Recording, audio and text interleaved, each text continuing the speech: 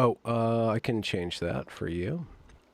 One second. We are live though, because he told me to launch, but let me make sure that you hear what they hear. And also I'm going to mute the experience on YouTube. Okay. You want to say hi to them while I try to make myself clear to you? Hi to them while I try to make myself clear to you. That's what you said to say. This is So what's I've going said on. that. This is like a sound test. It's like, we never know when How are you walking some of your conversation about me behind my back? Uh-oh.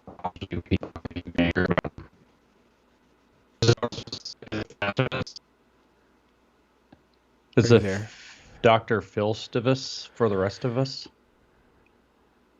This is live, and something weird happened on my audio where you turned into a chipmunk. So I will I'll turn up my AirPods, but you're just going to be hearing my AirPods.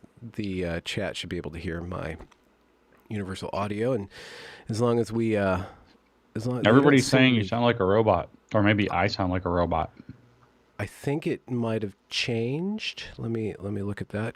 Do you want to just do ABCs or just do a count to 10? My sound just died. People are telling me maybe you got to kick me out and kick me back in. No, better sound now. Wait, robotic chipmunk. I don't know. I forgot that's all behind. Oh, it's all behind.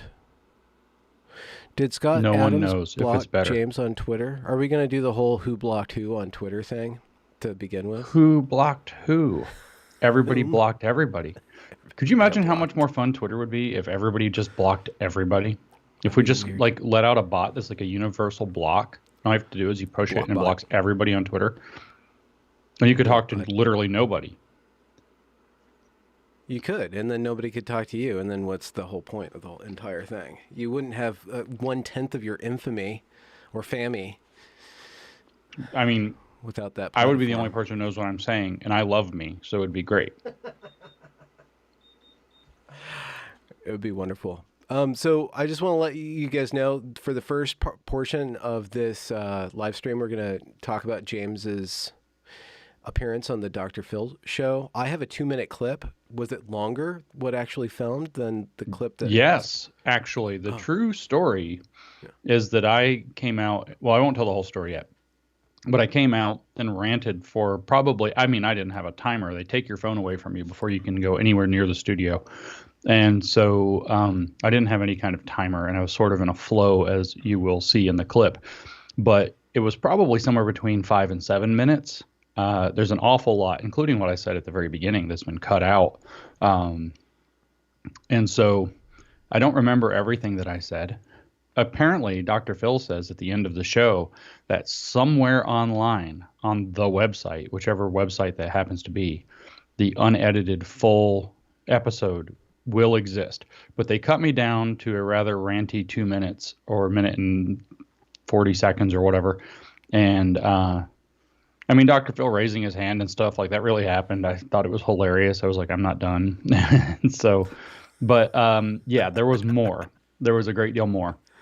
Should probably I start about practicing 3 times that, as much. Raising my hand so I don't upset people by interrupting? You have to put it up high like you're doing a cult thing. Not that way. Not that way. Shoot. These cameras aren't working for us. But you have to put it up like, quiet everybody, I'm Dr. Phil. Is he a gentle guy? He sounds like a cool guy. No, not really. Oh, okay. So he's pretty intense. Well, I don't know. He said off air, he said 0 words to any of us. Oh. He just absconded, as it were. Okay. Okay. Well, there we go.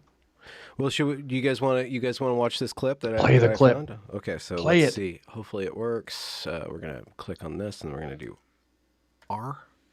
There we go.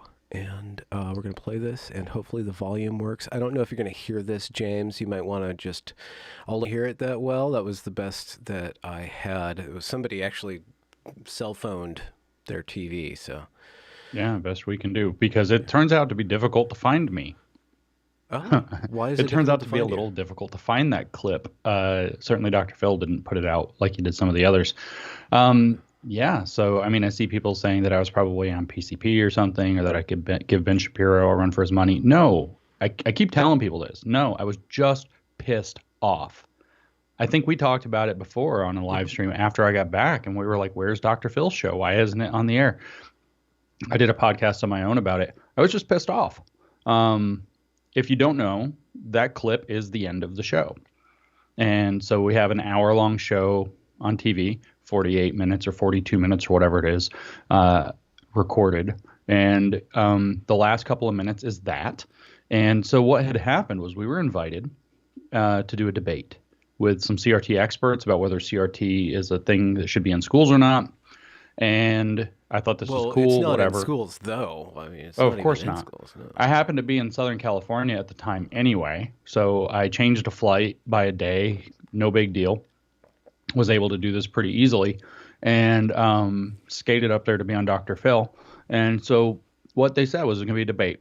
And so then we get there, and then they put us into the back room or whatever, and they said, well, we're going to bring you guys out one at a time. And then it was eventually revealed to me that they were going to bring me out last, but they brought their CRT expert guy out first. That's Dr. Sean Harper, who I've repeatedly put now on the social media, and we can read through his CV if you want here on the live stream. I have it on my computer. His actual resume, you can see how many hundreds of thousands and millions of dollars people like the Bill and Melinda Gates Foundation have given this guy to do critical race theory in education programs. Then he comes out and says, it's really hilarious. He talks for like 5 minutes framing the thing at the beginning of the show. I'm like, this guy's lying, this definition circular, blah, blah, blah. And then they bring out this guy, Derek Wilburn. He's the Colorado dad, 3 kids, I think. I don't know Derek well. I met him. Obviously, we talked. We had a decent exchange that day off the camera. I'll bring him out, and he's just talking about his experience with the kids and what it's like being a black dad with this going on. And professor's like making fun of him. He's like, talking about Richard Delgado and the book, Critical Race Theory Introduction, and like Harper's all like, hey, you don't know what you're talking about. Like, and it's just infuriating to watch. I'm backstage with Keisha King, Amy Henry, that's the blonde lady in blue. Everybody knows who Keisha is now. She's like America's sweetheart. And I'm back there waiting with them, and it's like, holy crap, this is a setup. We're getting hot. It's like we're getting pissed because this was a setup where they were bringing out the expert to piss on moms and dads. And so I'm watching the experts lie and piss on this poor dad, like mocking his knowledge. And I'm starting to get pissed. And then they bring out the next person who's on their side. So now it's 2-on-1 against poor Derek. And it's like, I'm sitting there thinking, man, I should be out there. Obviously, their domain experts out there, our domain experts locked back here in the back, and I'm supposed to come out dead last. And when it's 2-on-1, it's really funny because the woman they bring out second, straight up, is like, oh, it's so great that critical race theory is in schools. Right after the guy was like, critical race theory is not in schools. And so it's like they contradicted each other. It's sort of hilarious. But then their whole thing was like, that's not CRT, that's not CRT, that's not CRT. And then it went up back and forth. They brought out Keisha and Amy. They brought out some people, some teachers and stuff. They eventually ran out of room on stage. So the next person they have to stick in the audience, and that's on their side. Then there's somebody from our side named Tiffany Justice, who's the Moms for Liberty woman, who's super awesome. And she is Skyping in because she couldn't come and was in Florida. And so then Did finally, they have an iPad and a least, seat in the audience for her? they had no seat in the audience for Tiffany. They just had a screen. And so then I got brought out into the, people are assuming incorrectly that I sat in the audience the whole time. No, I sat in a room in the back the whole time. And at the very, very last minute, what's happening is I'm chilling out backstage, about to go on. Like, here's the stairs. You climb the stairs. You're on the actual sound stage or whatever. I'm still having to wear this KN95 mask they made me wear, even though they tested me for COVID twice by this point in 2 days. Tested me the day they drove down to freaking Orange County where I was doing stuff the day before to test me for COVID, and then to shoot that sweet footage of me walking in the hallway in the hotel and looking out that window. Like, people are like, he looks like he's about to cry. They're like, look out the window and try to look serious. I'm like looking at the sun and like this reflecting off this building, and I'm like trying to think of like something positive, and I'm like, well, I'll just think about my wife or something, and then I look really sour, like, because I was having obviously very serious thoughts. And so people are like, he looks like he's about to cry. I was like, I'm looking into the reflection of the sun off of some glass building in Orange County out of the window of a hotel by the airport, by what is it, John Wayne Airport or whatever they've got down there. And so that's what's really happening. There's your behind the scenes glory. I had to walk up and down that freaking hallway for them to film me walking down the hallway like 11 times. Hmm. And this is in between two events. So I had done an event in the morning and at lunch, and I like rushed back, met them at the hotel, crammed all this crap in. And literally, I left that, went back to my room to put my, like, they made me take like 5 pairs of clothes up there, threw all my clothes in my room on a lower floor of the hotel, dashed down to the lobby, got in the car with like 1 minute to spare to be at the next event. And so it was like, this was crammed in there. And so anyway, that's the background footage story. And then I'm pissed off though by the time finally I get unleashed into the audience. I got my KN95 mask on, even though I had to be tested for COVID twice, once the day before in Orange County and once that day. And they're like, here, you have to wear this. And I'm like, I don't have COVID. We have two negative tests. I don't have COVID. Why do I have to wear a freaking KN95 mask here? And so I had to wear this stupid mask. And literally they had this little paper bag with my name written on it, like a little like brown paper, like lunch bag, but miniature sized with my name written on it. And I had to wear my mask until I went out in the audience, sat down in the seat, take off my mask, slide it into the bag, and they ran away real quick before the cameras turned on during the commercial break or whatever. Okay. And then I wasn't allowed to get out of that chair until I put my fucking mask back on. Like, it's the stupidest thing I've ever heard in my life. But this is what they did. So I sit in this chair in the audience, and boy, oh boy, was I mad by the time I went out there. So people are like, why did he say that weird croaky voice? Thanks, Dr. Phil. Well, first of all, I haven't talked in like an hour, so your throat does weird shit. Second of all, I'm like fucking mad and trying to like tell myself, don't go off, don't go off, don't go off, don't go off. And then I was like, no, I'm gonna go off. And so totally gonna go off. And so Dr. Phil asked some question, why do you say this is an artifact of history or whatever like that? And I did not say actually the thing that then he asked that before you started speaking, or yes, after? Yeah, before I said thanks, Dr. Phil. He asked the question, and I kind of am blacked out on what I said next. But it was definitely that I went into this big rant about why critical race theory is terrible. Yeah. And the next thing you know, he's like, well, what are we going to replace it with? And I was like, colorblind equality. And it looked, that's not on the clip. And like Sean Harper and that side of the panel looked like they're about to crap in their own pants when I said colorblind equality, which is apparently like critical race theory bad words, numbers 1, 2, and 3. Mm-hmm. And so they went like bananas. It was like kind of excellent TV for a hot minute there. And then it was like, all right, here's what we're going to do is I'm now going to catalog every fucking lie you people told toward these parents for the last hour, because I've had it. I have had it listening to you people, this professor belittle these parents who are speaking the truth, who are telling the truth, and then sit there and gaslight them on TV. And I was like, no, I'm not going to play some game here and like he circus of daytime television. I'm going to come out here and I'm going to call these fucking liars out, and we're going to see what happens. Okay.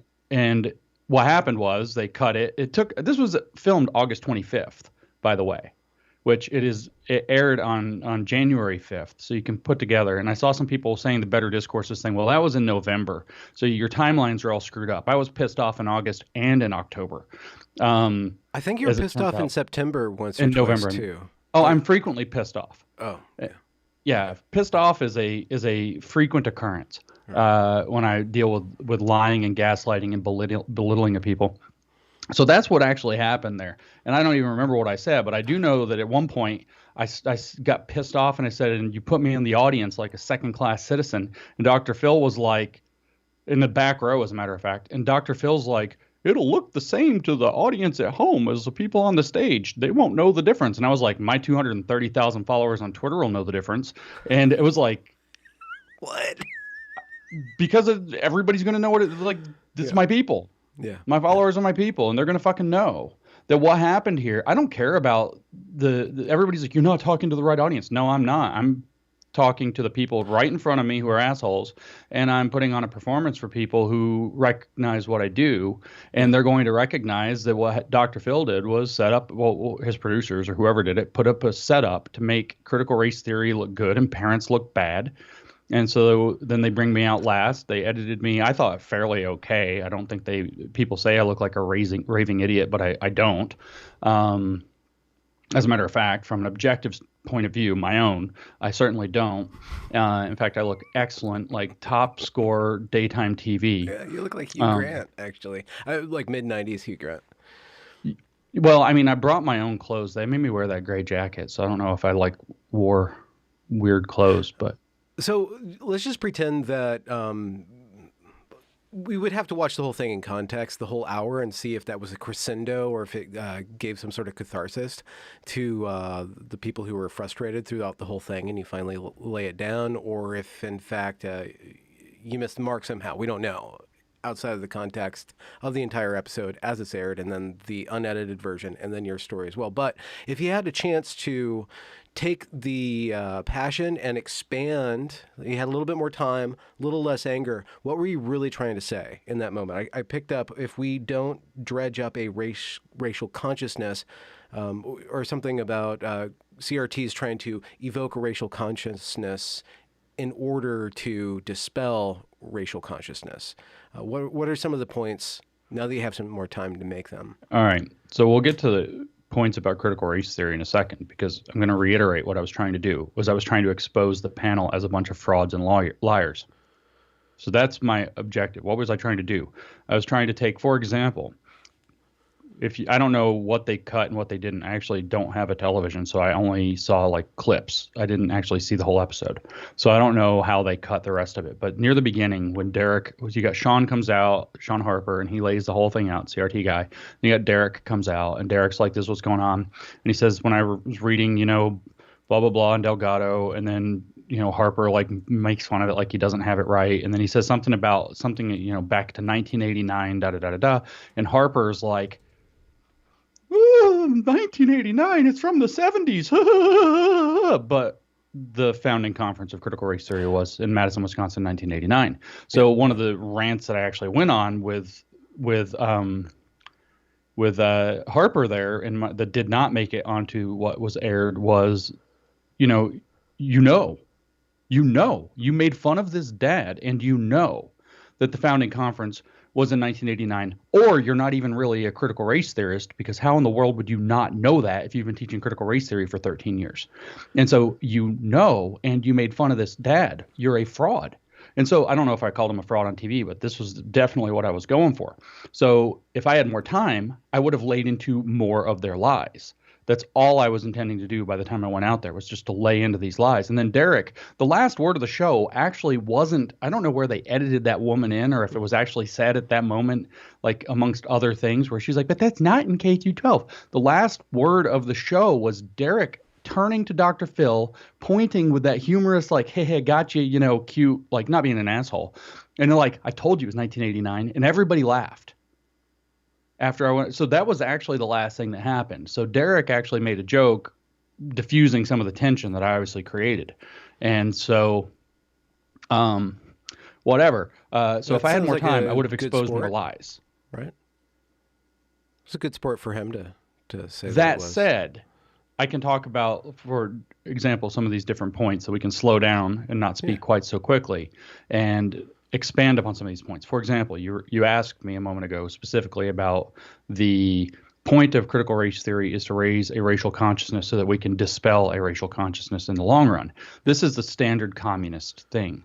The idea is that if we raise racial consciousness in everybody, you'll have a basic revolutionary base that's racially aware, that realizes that we have to have a revolution in society because everybody's conscious that their race structures them at the level of who they are as human beings. That's called structural determinism. And when they have that awakened racial consciousness, then we can have a racial revolution, and we can enter into a new phase of history that's going to be racial equity, which is a managed state of cultural and even physical economy where racial disparities are corrected for, shares are adjusted so that racial groups are on average made equal.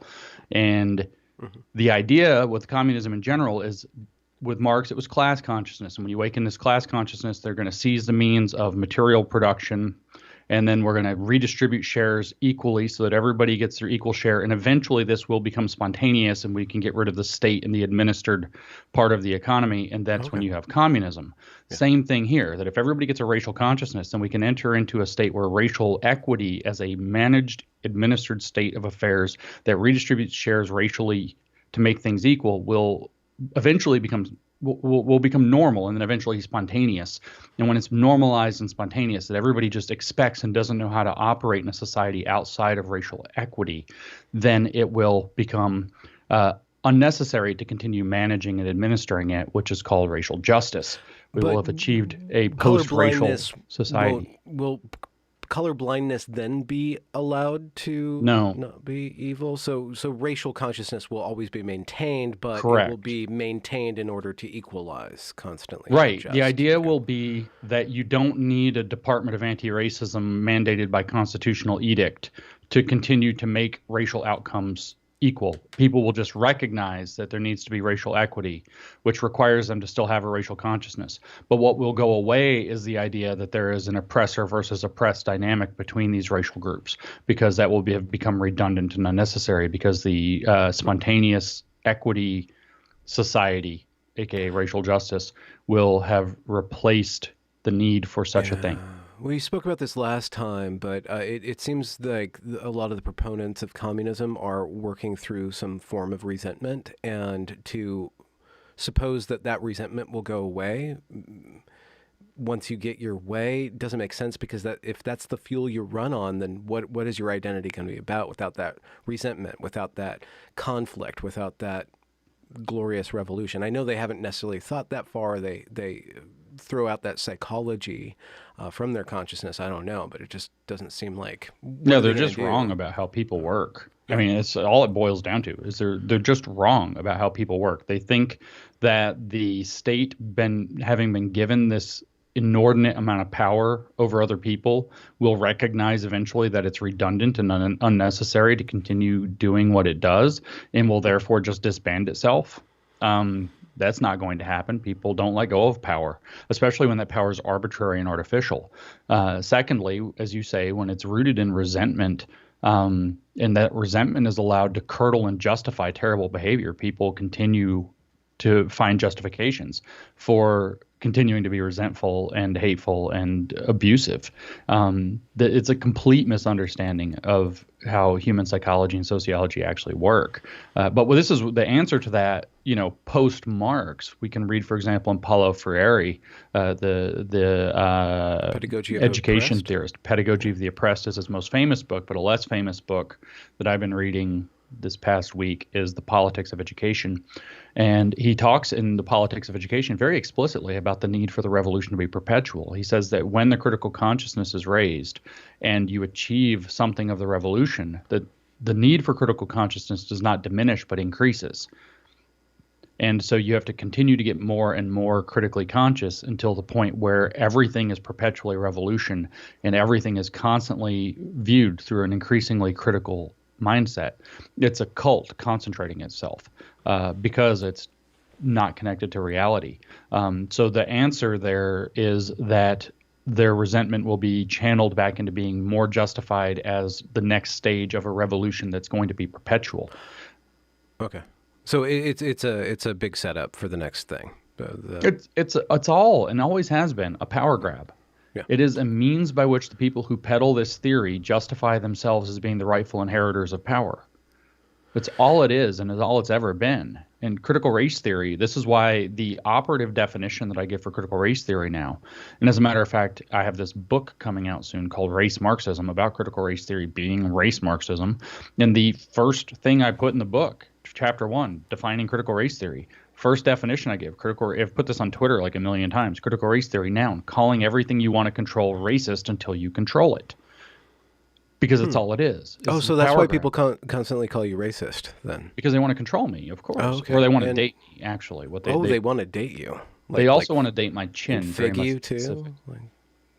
Date Well, some figs. They're mad because they know that they see Alexandria Ocasio-Cortez as a beautiful object who probably has a higher chance of dating me than they do. And then they also realize that AOC, because my handle on Twitter for a little while was "won't date AOC," that AOC has a 0 chance of dating me. Oh no! I know, it's tragic. And so then they realize that their chances of dating me are less than 0. And in wanting to date me so bad, they make comments about my chin. They make comments about me being manic. They make comments about me not knowing what I'm talking about. They never make comments about my penis being small, as it happens. But actually, they do. But they make comments about a lot of things. Mm-hmm. and it's all very petty, and it's all just, they call me racist or sexist or misogynistic or transphobic or heteronormative or something. And the point of these labels is actually to control you. They call you racist because then you are going to lose your moral authority to stand on your own or to be regarded by your community because they're socialist man. Like Marx talked about, we are a social animal, and therefore we are social man is the highest expression of humanness. So how you are in relation to your social environment is the key object that they're focused on. So if they can diminish your moral authority by calling you a name, then they can control you because you'll behave differently to regain that moral authority. You'll behave differently to regain that social standing. And then they control you. So There's you this won't say things I if it's just want about to something. plug this book. It's a brilliant book. It's called That's a good book. Propaganda by Jack Ellul, I believe. Did our but friend Dr. Relegator talk you into that? I did a live stream about Ted Kaczynski's thing, and somebody's like, you know what, Ted ripped off all his stuff from this guy. So I've been reading that, and he says something to the effect that the communist isn't concerned with human nature; they're concerned about the human condition. I know it's just a phrase, but it's just something that I've been mulling over about the socially constructed man rather than the natural embodied human, and then the nature inside of it. I mean, it's funny because, earlier you were texting me like, do you want to do this? And I was like, dude, I'm reading this hard stuff by Marx. I was reading the economic and philosophic manuscripts that actually go into Marx's views on these things. And like his own writing? Yeah. Okay. Actual Marx. Yeah, this economic and philosophic manuscripts is pretty interesting. It was written in 1844. For context, the Communist Manifesto was written in 1848. So it was 4 years before, and it was actually notes mostly on Hegel and where Hegel he thought was right and where Hegel was wrong. But he also comments on like Adam Smith and some of the other economists and socialists at the time. He was in Paris, sometimes referred to as the Paris manuscripts for that reason. But it wasn't published until 1932. And so I don't know who or how many people actually had access to it, but it all lays out like the nature of man and what man is and how man is differentiated from the animals. It's a very religious book. Okay, what could you summarize? Like, what's the difference between the man and the animal? That the man has a conscious vision for what his work will produce. So animals obviously have to do work to obtain food or shelter or protect themselves from predators or whatever the thing is. They exert energy in the process of doing their day-to-day living. And man as an animal does the same thing. He exerts effort in the process of securing a living for himself. But the difference is that when an animal, even if it's something like a bee or whatever that's building a complicated nest, like a hive or whatever, when an animal does it, according to Marx, just has... I just spilled water all over myself. Could you keep on talking? I need to... Yes, you can clean up yourself. So for Marx, the animal is just satisfying its immediate needs, whereas the human, the person, the man, has a conscious vision connected to his act of production. And so he's bringing forth something within his consciousness into the world. So... like if you see, I don't know if you've ever, my neighbor has chickens. So the chickens go out and they're like scratching at the ground. And it's really kind of fun to watch. A lot of other birds, once you keep chickens, you'll notice that other birds do this too. They scratch at the ground and then they jump backwards and they eat the bugs that they uncovered. It's kind of a neat little thing they do. Oh, that's what they're doing. I watch the sparrows do it. I'm like, what are you guys eating? What are you guys eating? Gravel? Little beetles and... Yeah. Grubby things that Smeagol would eat, probably, right, Scott Adams? And Klaus Schwab. And so, So anyway, the bird interacting with its environment is doing work to satisfy its immediate needs. But the human being would go out and look and say, I could turn this into a farm. I could turn this into a garden. I could turn this into something. And maybe they're going to build raised beds or boxes. Maybe they're going to till the soil. Maybe they're going to lay, what do they call them? Plow rows, troughs or something. They're going to organize the soil. They're going to have it, but when they do so, they're going to have a vision. The chicken has no vision in the whole world for what it's doing, why it's kicking leaves out of the way. It just knows it'll find bugs. The human being knows that if it were to rake up the leaves and organize things, that it could actually turn this thing into a garden that's going to grow soil and maybe be beautiful. And so he's got a vision for what he's making when he's putting forth activity. This is what Marx refers to as productive labor. And so for Marx, productive labor not only makes the world, but makes the man in the world. And so man is creating himself by creating the world in which he is reflected back into himself. That's why this is alchemical, by the way. That's a Hermetic religion point of view. Okay. That the world, that the creator can't understand himself except by creating an abject other outside of itself through which it understands itself. Yeah.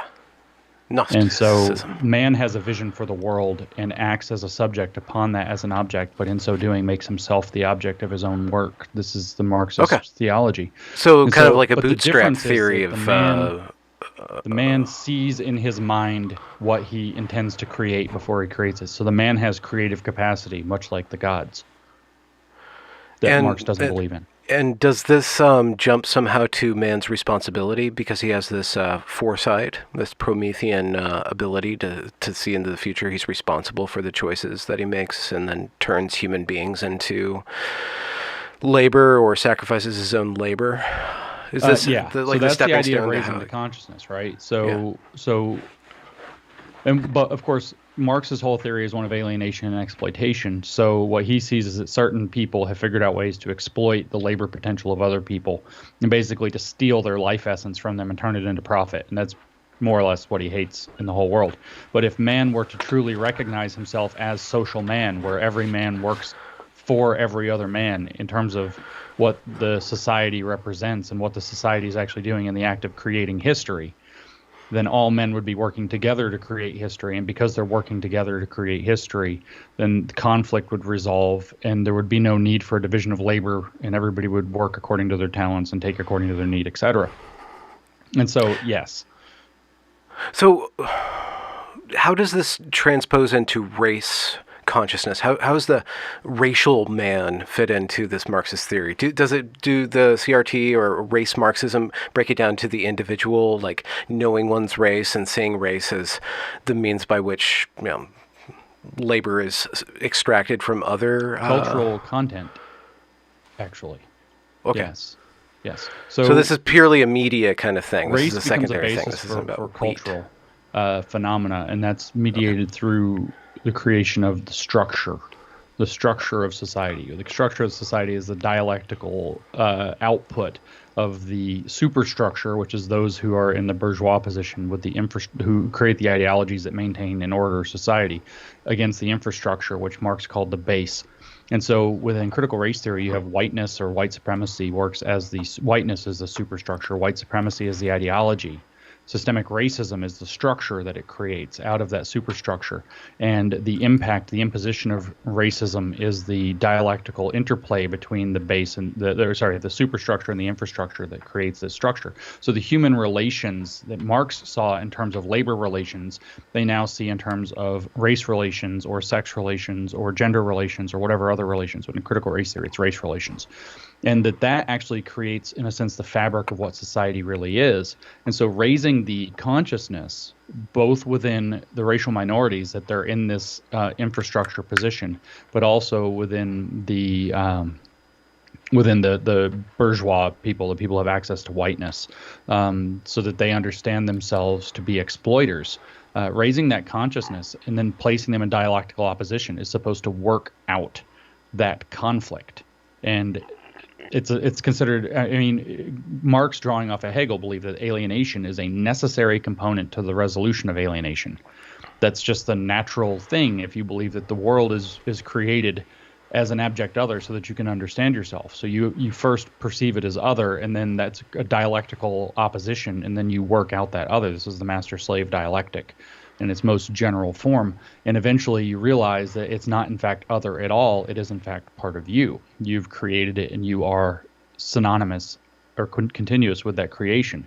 So the same thing's happening with race, that there's a conflict across race that's created by the white supremacists who have erected a superstructure of whiteness, and it generates a structure of systemic racism that orders society and that is imposed upon and disenfranchises the racial lower class, the racial working class, if you will, who are the ones who are producing the true cultural products that are culturally appropriated by the people who have access to whiteness, in an act of alienation and exploitation from their work, their cultural labor. And so the goal is then to create those inverted from one another double consciousnesses of race and then to place them in juxtaposition with one another so that the dialectic can play out. The dialectic in this case turns out to probably work out to be a race war in reality. But I mean, Marx did say that violence is the midwife of the revolution, so that's probably no problem for them. I don't know if that makes sense, but what you have in the infrastructure class with the belief with this master-slave dialectic is that the people in the slave position have a dual sight. They're slaves within the master's world, so they understand the master's position and the slave's position within that world. So they have double consciousness. This is where W.E. Du Bois called it double consciousness in The Souls of Black Folk, and asked openly the question if it's possible to be American and Negro at the same time. And in so asking, actually explicitly says that the Negro aspect would not want to bleach its soul, he says, with just American whiteness. But at the same time, the American aspect wouldn't want to lose that, because what America has to offer to both the Negro and to the world and to Africa is so great. And so you're looking for, again, a dialectical synthesis. So you have this, within the racial minority in this worldview, you have a dialectical relationship between two levels of consciousness. Myself as a individual, or as Marx would say, as a subject, and myself as a racialized minority, as Marx would have it, as an object. And those two things are being dialectically analyzed within yourself. Now, within whites, what you're going to have to awaken a racial consciousness. This is Robin DiAngelo saying there's no such thing as a positive white identity, I strive to be less white, etc. And so what you're actually trying to do is awaken a double consciousness within whites as people who see themselves as the racial default and the racial superior group and the maintainers and beneficiaries of whiteness, but at the same time as somebody who's engaged in exploitation as a result of this. And so somebody who's actually stripping others of their humanity and thus not fully human, because they're a dehumanizing force. And so you're supposed to awaken this double consciousness of whiteness in of human and whiteness within the whites, and of human and blackness, say, within blacks or other racial minorities. It would be, Chineseness or whatever. And then those things are actually inverted, right? So with the racial minorities, they're supposed to see their racial identity as a positive thing, as Kimberly Crenshaw phrases it, as an anchor for subjectivity and a site of a fruitful politic of identity. That's what Kimberly Crenshaw says about it. And then within whites, there's no such thing as a positive white identity. So you have these two things in inverse to one another, and then you put them next to each other, and then that creates the full, allegedly, this is what critical race theory is designed to do. It's supposed to create the full racial dialectic that will eventually lead to racial justice, where racial consciousness is merely a tool by which we realize that we always constantly have to be redistributing according to race. And what we're redistributing is also not just material resources, but also cultural resources and cultural standing. Yeah, status. So that's really what's going on with critical race theory. It really is Marxism using race. But why is it working so well why is it salient? Why are people giving millions of dollars to these race peddlers? And those are two questions. They are two questions. Those are two very different questions. Why is it salient, and why are people giving millions of dollars to it? Don't have the same answer. Okay, why is it salient? Because resentment does it sells, and racial identity resentment, it turns out to be very easy to sell. Yeah. Well, and I think that it's not just resentment; it's also a form of pity too. You have the white savior complex being there's evoked, all so kinds of and pity. There's all kinds of emotional and affective products that are easy to sell through this oppressor-oppressed model. Why are people dumping millions of dollars into it? Because it fucking works. It doesn't work to create what they say. It works to cause massive social conflict that you can manipulate for other ends, while kinda looking like that massive social conflict is a net beneficial product. You're like Goldman Sachs dumping billions of dollars into this, or Bill and Melinda Gates dumping billions of dollars into this over the past however many years, makes them look like they're taking a stand for civil rights, where what they're actually doing is creating massive amounts of division and discord and chaos, into which they have the opportunity to move and act as they will, less impeded. Kind of reminds me of the Empire cringing back on January 6.2 or 2.0. Yeah, They had the yeah. the whole insurrection celebration, which is just nauseous. It makes me so nauseous. It's a noxious, pernicious thing, and it's absolutely it's evil. It's the closest thing to evil. What The they're doing or what regime they've done. hasn't figured out yet that far too large of a segment of the population sees their attempt to create hyperreality or the Truman Show uh, in real time It's at a this point. bad reality. If they wanted to create a reality, it seems like they had so many different options. And they went with this. They went with, yeah, we're going to do a summer of riots. We're going to play them down. And then we're going to have a 2 hour riot. We're going to play that up. And it's just, we're supposed to, I don't know why so many people buy into it. I I know that most people don't, but I don't know why so many people buy into that. So there's a number of things here. I think that they only have so many cards and they have to stick with them. So like J6 didn't go the way they wanted it to go. It wasn't nearly as crazy as they'd hoped. People went in, as our late friend Norm Macdonald pointed out, they walked to the statuary room and completely respected all the velvet ropes. And, the guy stealing a podium, granted that's stealing a podium, but he's like waving, he's There was some everybody's poop friendly. somewhere. Like we've seen the footage. It's not to downplay violence that did occur, because there was violence that occurred, but by and large, this is, not what an insurrection looks like. And they were counting on it to look a lot more insurrection-y, I think. And so they were like, well, we're good at creating reality out of narrative. Let's just run with it. And if you look at the polling about like what a lot of registered Democrats think about it, apparently it does work on somebody. Okay. Yeah. But So it does. Yeah. but they're running with what they got, more or less. And what, as you said, what I don't think that they fully appreciate just how off the rails they are, and how people are actually, very cognizant of the fact that they're trying to manufacture this completely fake reality. I mean, the January 6th thing this year, I don't know. I locked onto this big time. I actually recorded a podcast that should come out soon about it last night. The January 6th, New York Times did an article on the 1st, I think, that was every day is January 6th now. And it's literally they've just imported the thesis statement of repressive tolerance. Okay. Where we have to justify, repression of the right, and we must tolerate everything from the left, because according to Marcuse, because we're in the post-fascist era. And so every day, according to Marcuse, in the post-fascist era is one of clear and present danger where this form of repression is necessary. Okay. Every day is January 6th now. And so they're literally trying to bring in, this justification for that Marcusean totalitarian vision under the auspices of the best thing they had. Because remember, they tried to set up some more stuff, right? They had that Fed Boy Summer thing where like the dudes in the shorts and the sunglasses showed up, and like some feds arrested each other, not knowing they were feds, and like that's all that happened because we didn't take the bait. Like normal people were like not going to that. Now they got this one on the 23rd, and people are like, I'm not going to that. It's like they took what they have been building up, and I think honestly they believe a lot of it, that the right wing is fanatical, violent, etc., to a degree that it's not. That it just isn't. And even insofar as it is, it has 1/1000th of the media and elite footprint of the radical left. Right. Yeah. And I mean, the other thing is, of course, like these people live in they live in total bubbles, like the DC bubble, the Beltway bubble, or whatever, New York, LA. Yeah. Like these people these people think there's still a freaking raging pandemic going on. They have no idea that like 97% of the country by land area, at least, is just back to normal. Like we're just living our lives. Like the only thing is, it's just this annoying noise that happens on TV. That's the essence of the pandemic, is an annoying noise that happens on TV combined with edicts from our tyrannical leaders that are completely out of touch with how any of us perceive this thing.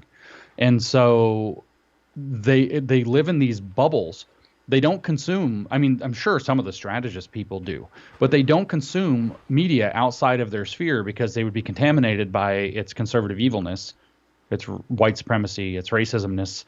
They don't consume it. They don't go. They don't go to CPAC and sit and listen and try to hear what conservatives are saying. They don't go to Turning Point and listen. They go to try to get gotcha moments on film, if they go at all. So they're not actually, they're completely out of touch, and they live in these little bubbles where they don't consume media outside of their bubble. They constantly are confirming their own ideas to one another, and they have no idea how out of touch they are, and they think that they can keep molding reality with the narrative because it's working on them. Now, like I said, I'm sure some of their bigger strategists must be aware that things are going very badly, and that's, I think, why we're seeing the big switch in COVID stuff all of a sudden, where they're like, oh yeah, by the way, it turns out you can transmit it, and maybe we're only going to have 5 days out of work, and blah blah blah blah blah. They're doing a total limited hangout. Oh wow, the vaccine isn't quite as good as we thought it was, but still really good. But it's not. What's a limited hangout? That sounds like a technical term. Limited hangout is a technical term. The first one that I know of that was named, or where it got its name, was from Watergate with Nixon. And basically, the jig was about to be up. They were about to be caught, and somebody suggested, we can't just let it all hang out. And somebody's like, well, what if we do a limited hangout? We let a little bit of the truth hang out, but keep the essential details right on behind closed doors. Yeah. So the hangout there, it's a term that doesn't make sense until you realize that it's let it all hang out is the hangout that's involved. Which is actually the evergreen motto, funnily enough.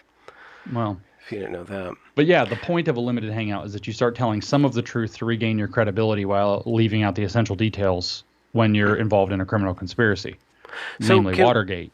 Can we put this into a dialectical tension? And I don't know if that's a proper thing that you want to even engage in, but the CRT Marxist, race Marxist, agitating constantly for a revolution, always, and then we're always going to be a revolution. And then the Marcusean repressive tolerance, every day is a revolution, but it's the wrong revolution. It's not our revolution, it's their revolution. It sounds two-faced, but maybe it's not two-faced. Maybe there's a dialectical unity and a beauty and a simplicity, a Hegelian overcoming of some sort of fallen nature. So. Actually, yes and no. There is. But it turns out that the woke don't know that they're being used yet. The woke have many Marcusean elements, and they've taken up a lot from Marcuse because Marcuse was ultimately the one that inspired a lot of the Marxist-style philosophy that went into the identity politics stuff. He's the one that called for it. Yeah. But the woke actually don't realize that they got completely redirected by, well, they might realize this, by Paulo Freire. The woke are much more Freirean, which is like the personal is political, everything is a teaching moment. The teaching moment's point is to raise critical consciousness. There's always a need for more critical consciousness, blah, blah, blah. Whereas the Marcusean thing is way actually more directly, fruitfully revolutionary, like how to actually do something to create a new society. And so whereas the Freirean thing is let's all whine about our fucking feelings all the time. And everybody's equal, and everything's politics, and everything's a teaching moment, and the point of every teaching moment is communism. Okay, that's more of the Evergreen State College. What happens? Yes, that would be very Freirean. Okay. Yeah. Now, people like Klaus Schwab at the World Economic Forum are not Freirean, but they understand that they can use Freirean people to their advantage. They are Marcusean. They want to create a repressive tolerance state where there are the people. It's funny because it's an inversion of Marcuse, because Marcuse says he's anti-technocratic, and they're like, no, we're going to use this to make a technocracy, and we're going to shape a technocracy out of Marcuse's ideas, which the Marxists would say real communism has never been tried yet. It's been co-opted by the fascists. Co-optation has happened again, so they'll have their get-out-of-jail-free card at the end of this. But they actually have a New World Order kind of program in mind. It's on the other side of the Great Reset. And they're using the woke because the woke are extraordinarily easy to use, extraordinarily predictable, and they're just, frankly, chaos agents. All they do is make a mess of everything they get a hold of, but once they get lit on fire with this kind of very Freirean woke religion, they never stop. They're literally insufferable. The only thing worse than a woke person January is a woke 6th was 2 hours in Portland still. The Freireans of Portland, if we can call them that, are still night after night after night doing their little no. Probably the Freireans are at school. Now, the people that are in the street that are Antifa those are Marcusians. Okay, but they're not high-level Marcusians. They're more true. They're shock troops. Okay. But their vision is more in line with Marcuse. But not with Schwab, and not with the World Economic Forum. Yes, with them. Oh, okay. So Antifa would get in line to kiss Dick Cheney's hand like all of the neoliberal Democrats did on January 6th. They would say that they wouldn't, but of course they would. Okay, because they want power, I guess. When it comes Yeah, down to it, that's they what it want boils down to. a Freudian thing wants a power, but an emotional experience of power. Yeah. Whereas these Antifa slash neoliberals, you're gonna have to tell me how those things work together. Are they all useful idiots for each other? Or? There's a lot of useful idiots. Okay. There's a lot of useful idiots nested within one another. Well, what you've ultimately got going on with like the World Economic Forum, Klaus Schwab, that contingent is they've actually got a vision for a new world. They need two things in order to achieve it. One is societal chaos, to break the existing society so that it's dysfunctional. Both the woke and the Antifa types, who are plebs, are very useful for this project, but in different ways. So they make use of them according to their strengths. The second thing they need is a justification. And so the model that they're using is going to follow from a social credit system that's going to be based off of ESG, which we've talked about before, environmental, social, and governance scores. And so the social part is all going to be based off of this woke crap. And the main reason is because if they put that woke carrot in the ESG model, then they get all these stupid woke radicals on their side. And oh no, and that's why they're kissing Dick Cheney's ring or whatever. I have to be careful about kissing and dick in the same sentence. Yeah, I almost stepped on that one too. But that's why, is because under this stupid model, kind of evil, brilliant model of ESG, they wrap up all the environmental radicals, all of the social justice radicals, and then all of the technocrat governance radicals into one pot. And they say basically, you guys are they figured out these are the most useful people to change society. It's the governance people you really got to watch out for. And the environmental and the social sides are actually just the things that cause the chaos and create the justification. We have to have a more socially just world, or else blah, blah, blah. We have to have an environmentally sound world, or we're going to have a climate catastrophe. But you can see that this is a sham, for example, by the number of, some umpteen billion plastic masks or something floating in the ocean now, and all these plastic tests. This is an environmental catastrophe off of this COOF. Well, why in the COOF management? It's zero COVID policy and utter failure. Well, why is that good if it's an ESG catastrophe? Because it's super good G. It's super good governance. It's super good technocrats telling people what to do and people doing it. And so you can see that the E and the S are actually just pretexts. And they are tools to get the social justice warriors, who are fucking insufferable, and the environmentalists, who are complete idiots, to go and cause relentless agitation in society that stupid people and leftists tend to go along with. Oh yeah, we do need more social justice. Oh my God, everything's racist. Let's change everything. Oh no, the planet's on fire. And you could trick, and so then you have like 85% of Democratic voters are like, oh no, January 6th was like the worst thing. It's as bad as Pearl Harbor. Was Trump effective against this, or just a stopgap, or did he eventually play into this whole thing? Complicated. Yeah. I mean, we do have to acknowledge that we're celebrating the Great Orange Day. Is it? It is the anniversary of President Trump being removed from Twitter, because every day is January 6th now. If you want to know why they removed him from Twitter, because once January 6th happened, every single day exhibits clear and present danger that the distance between word and deed could become far too short, which is exactly what Marcuse said is why you have to repressive tolerance.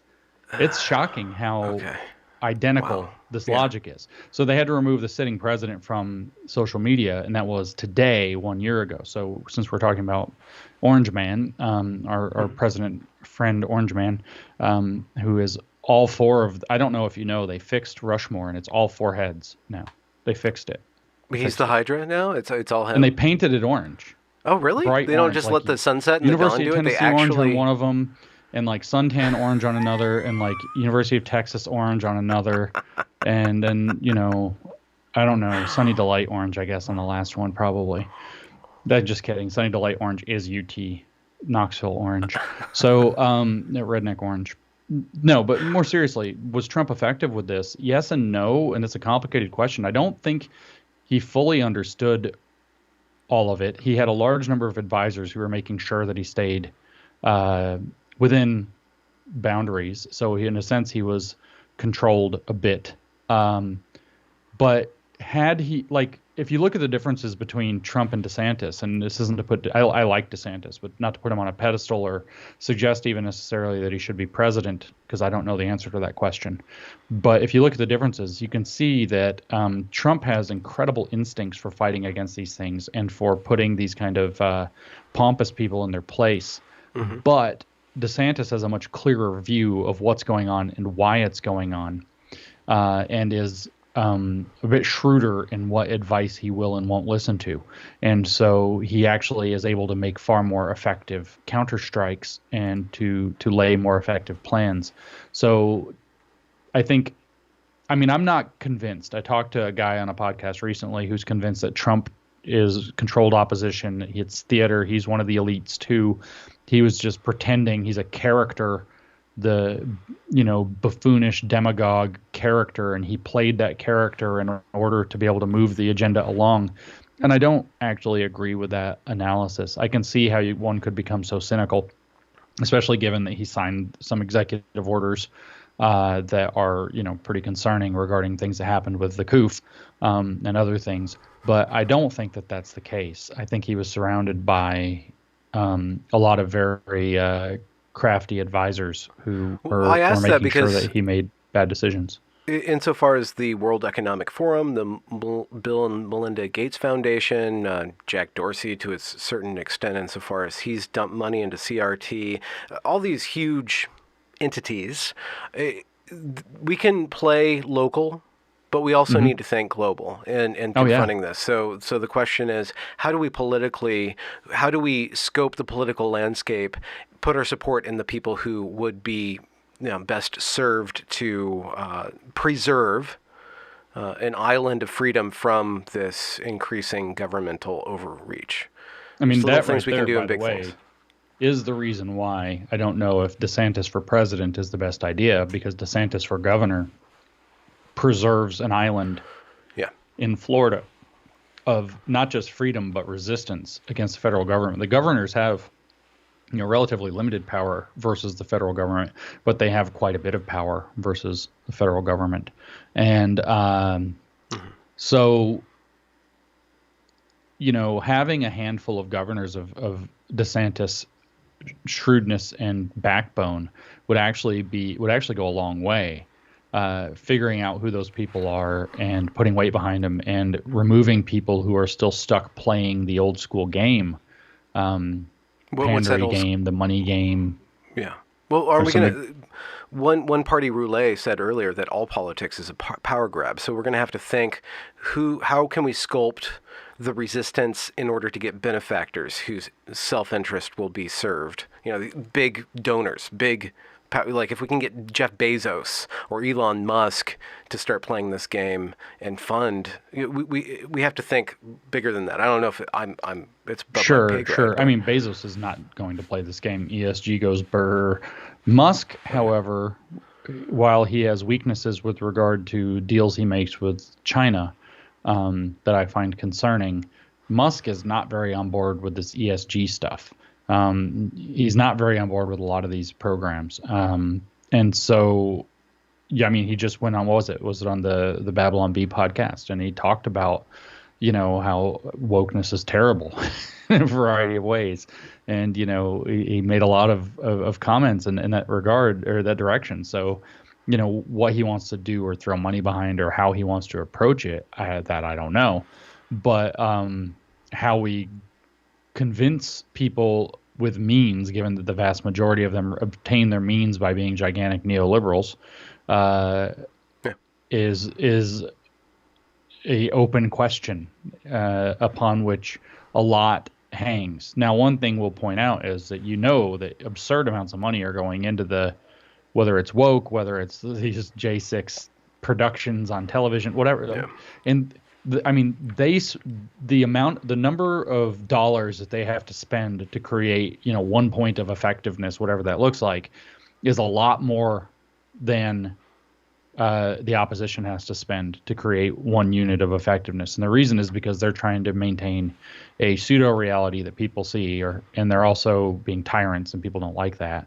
And so there's a ton of natural resistance against it. Whereas people resisting it have, well, we may not have every answer on our side, or at least we're not lying, right? We don't have to lie. We actually literally don't have to lie. We can say, if people fail to appreciate how simple some of this counter activism to wokeness really is. Saying, it's like people think, oh my God, I'm not a PhD. I don't have a degree in this stuff. Literally, men and women different. Like that's a simple truth that obliterates pages and volumes of their nonsense. Mm-hmm. And as the immortal scene out of Kindergarten Cop, boys have a penis, girls have a vagina. Like, whoops, gender theory in the toilet. Yeah. It's like, it's that freaking simple. And so what that boils down to is that the resistance to wokeness requires far fewer resources per unit of success than the woke side does, because they are trying to create something artificial, and reality always has a gigantic amount of advantage on its side. Well, the problem is that in certain, if the powers that be, or if any power group, or there are certain conditions in which this mass formation psychosis, I don't know why we came up with that new term, it's just craziness, right? The conditions for Evergreen, the conditions for what we saw in 2020, and the conditions with regard to the response to the vaccine and the response to COVID, it always has to do with turning up the heat, making things life or death. Life or death. And the same thing, if you get into the trans ideology, the radical trans ideology, they'll say you either have a trans kid or a dead kid. Like, that is your choice. So but nobody cares about that anymore. That's the problem and I don't mean nobody, but I mean the number of people, like when they ratchet up the fear porn, the number of people who just say you're ratcheting up the fear porn.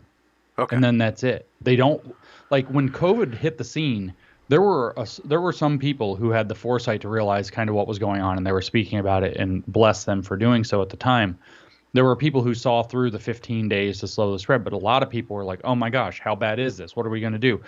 I think there's right now that if it literally was, and it might end up being, given the things they've telegraphed, if it were actually something as bad as smallpox, there would be a bunch of people saying, so what? We're not locking down. You're not doing it to us again. And so the fear thing, it's like they called wolf way too many times. And you're like, oh, you're going to have a trans kid or a dead kid. It's like, okay, bye. Like, and there are so many people now who just don't give a fuck about their moral extortion rackets and their fear mongering. Okay. That something's different now. And it's radically different than 2 or 3 years ago, where, even with what I've just said, you're like, you're going to have a trans kid or a dead kid. And I would have been like, well, let's tell you. No, I'm just like, yeah, fuck that. Okay, great. Don't care. Not my fucking problem. And that's so it sounds like you have faith in so common sense. So many people have now. Like, they've pushed it too far. And the red pill is not a political orientation. It's not that you now have to believe that they've turned Mount Rushmore into a bunch of oranges, an orange grove. It is not that. The red pill is not being bullied by these extortion rackets anymore, whether it's fear, it's a psychological extortion racket, whether it's you're a bad person or you don't care. Like, it actually turns out to be simple and freeing to say, you know what, you're right, I don't care. Best of luck to you. I hope you sort it out.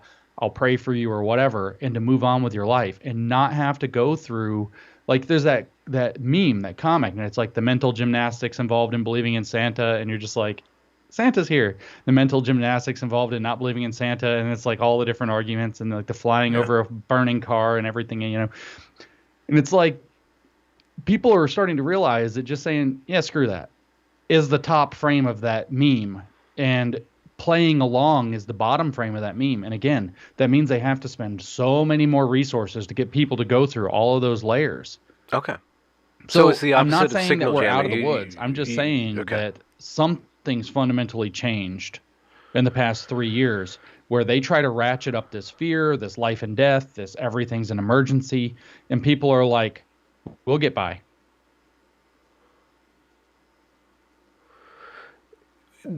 Do you think that they'll change tactics then? Will they change I mean, they'll tactics? have to. They will Yeah. have to. I mean, I don't think that the global infrastructure or the superstructure, whatever, is going to stop. I mean, I'm still going to shop for things on Amazon, try to buy less Chinese things, but I still need a dash cam, Yeah, right? that's the tricky thing. The law of convenience still wins, and they have Yeah. that, largely on their side. So it is going to require, cultivating political leaders who can start to put frames back around these things Okay. I mean, we should really, at this point, literally be talking about a constitutional amendment to bodily autonomy in some regard that's carefully worded and basically literally makes it that the government cannot compel you to put any medical anything into your body, whether it's a vaccine, whether it's a chip, whatever, and be excluded from the basic participation in society, including things like, I mean, I don't know, I'm not the lawyer writing the wording, I'm just riffing here, but, things like banking access to, you know, typical establishments in society, etc. Yeah. But it's going to require some house cleaning. The communists have, I mean, I don't want to do the dehumanizing thing, but I'm actually paraphrasing off of, something Christopher Hitchens very famously said, is that the termites have delved deeply and dined well. And it's going to be a real process to get this problem sorted out. But Yeah. I think that something has already fundamentally shifted. I don't know whether we win or lose. I'm optimistic at this point, cautiously optimistic, whereas we've spoken before and I was, quite clearly, hopefully pessimistic. I was fairly black-pilled for a while. I'm cautiously optimistic. I don't have delusions that this is, everything's going to be rose gardens and orange groves. It's just going to be this perfect situation. I think it's going to be ugly, but I actually Yeah. think we're likely to get out of it. It's really easy to succumb to despair. I had this brilliant conversation with this brilliant woman. She runs this blog called Fourth Wave Now, and she's been reporting on transgender medical health once her daughter self-identified and wanted to change her body to match up with the gender that she had in her mind. And halfway through the conversation, we start going into all the different psychoses. Trans is just one part of it. And if you go and speak with Jonathan Peugeot, he'll talk in religious symbolical language. But you look at one issue after another issue after another issue. I mean, there's rumors that Washington's trying to kind of rejigger the law so they can put people in COVID camps. I looked into that. It could be possible, and I wouldn't put it past them, but it still seems to be more of a rumor. But it's really easy for people who begin to take that red pill or begin to wake up to this and say, the data's right there, but the narrative's right here. Why do so many people look at the narrative? It's really easy for people to lose hope and to get completely overwhelmed by, go through a black pill phase. So maybe now that you've gone through it, what are some of the things that began to change your attitude and allow you to relax a little bit and suffer hope? So first thing that'll help you white pill a little bit is that it's very obvious that our opponents are stupid. And I think I've said this before. They're running an ad campaign that strokes are normal in children. Heart attacks are normal in children. They're running campaigns about, like, there's signs on buses that say stuff like, they're stupid. You'd have to be a fucking moron to put that out there. Like, that's your last stopgap defense right there. I can't believe they keep on topping themselves in idiocy. I know. It's like, oh, the million reasons why people who are at the peak of physical fitness should be having heart attacks on the playing field, even though you've watched sports your entire life and it's never happened before. No, it happens all the time. They're stupid. They're trying to convince people of things. It's one thing to put out a narrative and, oh my gosh, look at this model. This many people could die of COVID. What, the elderly, we have to protect. We have to do our part. It's one thing to put out a narrative like that. It's another thing when you start saying it's normal for kids to have diseases or for have things that kill old people. That's totally normal. Yeah, kids having strokes, kids having blood clots, kids having cancer, kids having that's normal. That's totally normal. It's always been part. Top athletes in their 30s dropping dead on the playing field in the middle of a soccer match. It happens all the time. Like, nobody believes this crap. So that's a white pill. They're stupid. But where the black pill for me comes from, and I think it's for many people, is that you go through this process. You take first the red pill, because you're not going to black pill till you've red pilled. And so you red pill and you realize, holy shit, they're lying to us. And then you get very excited about this. And you start telling people, this doesn't add up, that doesn't add up, this doesn't add up, that doesn't add up. And what you run into is more and more and more and more people who are like, yeah, it adds up because and it's just like they give these stupid, bogus, fallacious arguments or bad data or whatever. And you start to believe, oh my God, so many people are going along with this, and we need lots of people to not go along with this to get it to stop. And there's so much power, and you start to, but it's really when you, well, for me, I black pill when I start realizing like, oh my gosh, they put out a new narrative and people just believe it. Then after you go through that phase, because when you first red pill, you're kind of on fire, like you want to red pill the world, and then you can't red pill a lot of people, and you black pill because you can't red pill people, and then you start to realize people are red pilling all over the place. Like what I just said, where people are like, oh well, if it's seriously, I'm telling you, if they release smallpox, or if smallpox gets loose next month, there will be a lot of people who overreact, and there are going to be a shocking number of people who said things a year ago like, if this was a dangerous disease like smallpox, maybe, but it's COVID. And what they're going to say is, no, we're not locking down this time. That's how you got us. And so the number of people who are kind of figuring it out is very encouraging, because ultimately that's what it comes down to. You have a small number of people, relatively speaking, who have their hands on extraordinary levers of power. And when it really comes down to it, I know you start to black pill thinking, oh my God, there's so many teachers who are in on this stuff. They have very little power in the end. And one strong act of sweeping legislation could actually change a lot of that stuff very, very quickly. One decision by a court could change a lot of that very quickly. But there are a very small number of people who have a lot of power. People like Macron, who want to piss everybody in France off, right? And then people like Trudeau, people like Biden, people like Klaus Schwab, people like Angela Merkel. They have lots of power. There's a small number, like a few hundred people. And it turns out that there are a couple billion people who are getting to the point where they're like, we're done with this, cut it the hell out.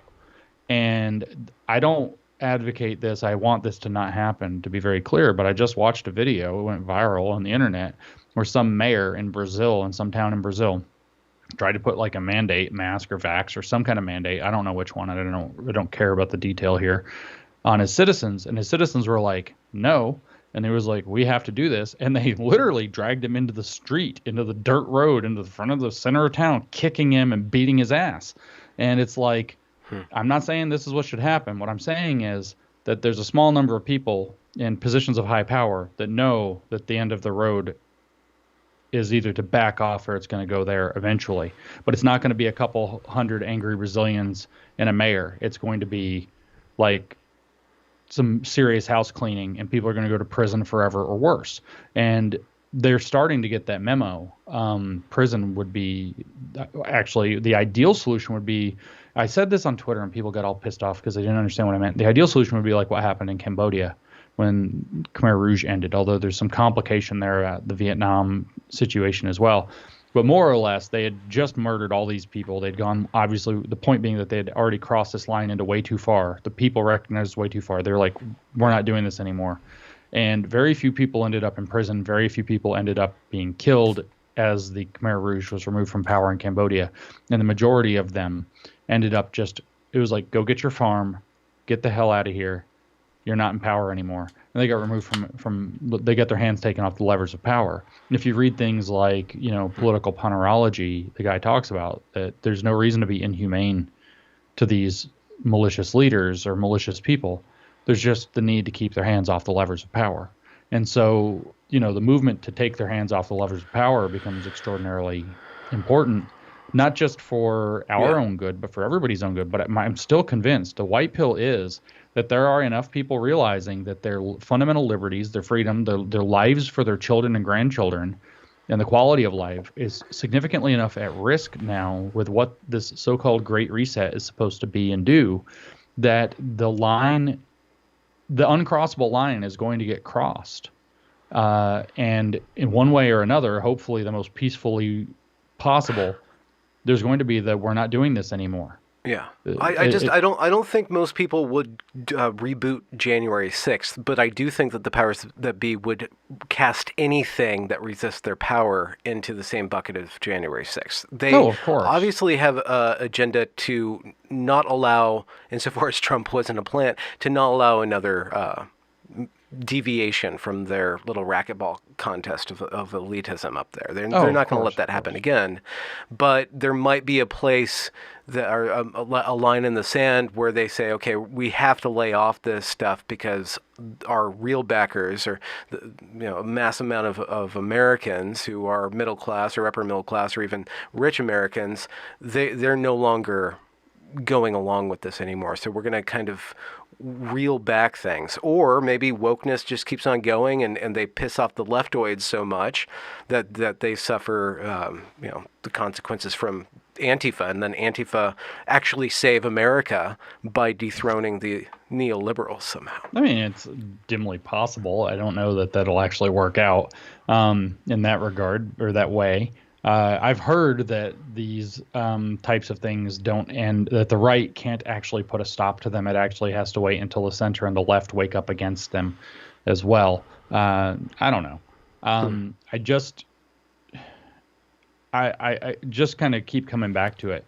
The amount of resources that they have to put in to get one unit of success now is not only extremely high, but increasing. Whereas the amount of resources that anybody else has to put in to get a unit of success is not only very low, but is probably rapidly decreasing. Yeah, spontaneous, what you say with the red pill. People are kind of red pilling themselves just by looking at the media, and just their cognitive dissonance just finally collapses them into a clear state of mind. I mean, just again, like on the level of, this is the thing, the black pill and the white pill are kind of in a sense the same pill. You just have to realize how you look at it. For example, a lot of people with black pill looking at what Inslee just did, speaking of your fine state, where he's announced that, suggesting too much about election misfeasance. I guess that's pronounced misfeasance. Whatever. Malfeasance? Malfeasance, apparently. Apparently you don't say essence, you just say essence. Essence. So the point is, he said that talking basically about election fraud in a way that could incite a riot, because every day is J6 now, is going to be made illegal in Washington, the state of Washington. And so it's like, there are people who will see that and they're going to think, oh no, they have so much power, that's actually going to pass. And then there are people who see that and that are like, red pill hurricane. That's a bunch more people who just realized, holy crap, this is really happening. This really is what it looks like. And, or what we feared. Same thing as like when you saw the videos from cities in Europe, what was it, like the Netherlands or whatever, where like they have the dog like ripping that guy's arm off because he's like not vaccinated or something. You look at that and you think, oh my God, it's that bad. Holy crap, they have so much power. And what you don't understand is that 200 million people saw this and realized, wow, they're playing for keeps. It's like that then. And so these things, it's like they've overreached. And because, as we talked about before, they've crossed the Rubicon, and they know they've crossed the Rubicon. They can't go backwards because they're going to be removed from, if they were all like, okay, we back off now, they're going to get taken out of their positions. Some of them are going to go to prison. They're never going to have power again. So they have no option but to keep going forward. And so what they do is they overreach. And then in response to having overreach, they overreach again. They limit their hangout. No, they don't. They can keep distending the hanging out. This isn't the hanging out part. Oh, okay. This is, okay, sorry. All right. Yeah, this is a different thing. Okay. This is them overreaching and then overreaching more and overreaching more. And every time they overreach, this is what I said. I don't know if we talked about it, but I said this a long time ago, is that they needed a top-down, bottom-up pressure to squeeze the middle out.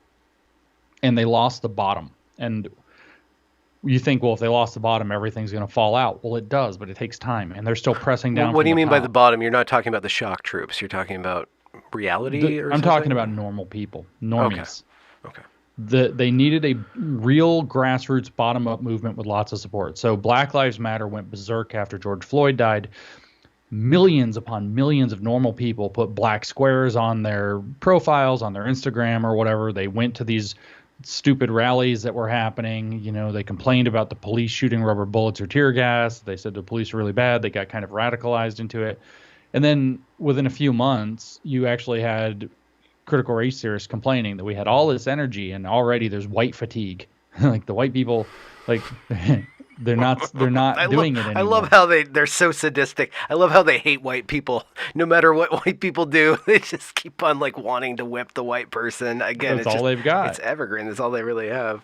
That's all they got. They hold it up as the like thing that's greater than great and unfairly so, and then they scapegoat it as the cause of everybody's problems. Yeah. So it's whiteness here. It was Jews in Germany in the 30s and 40s. Zionism still pops up from time to time.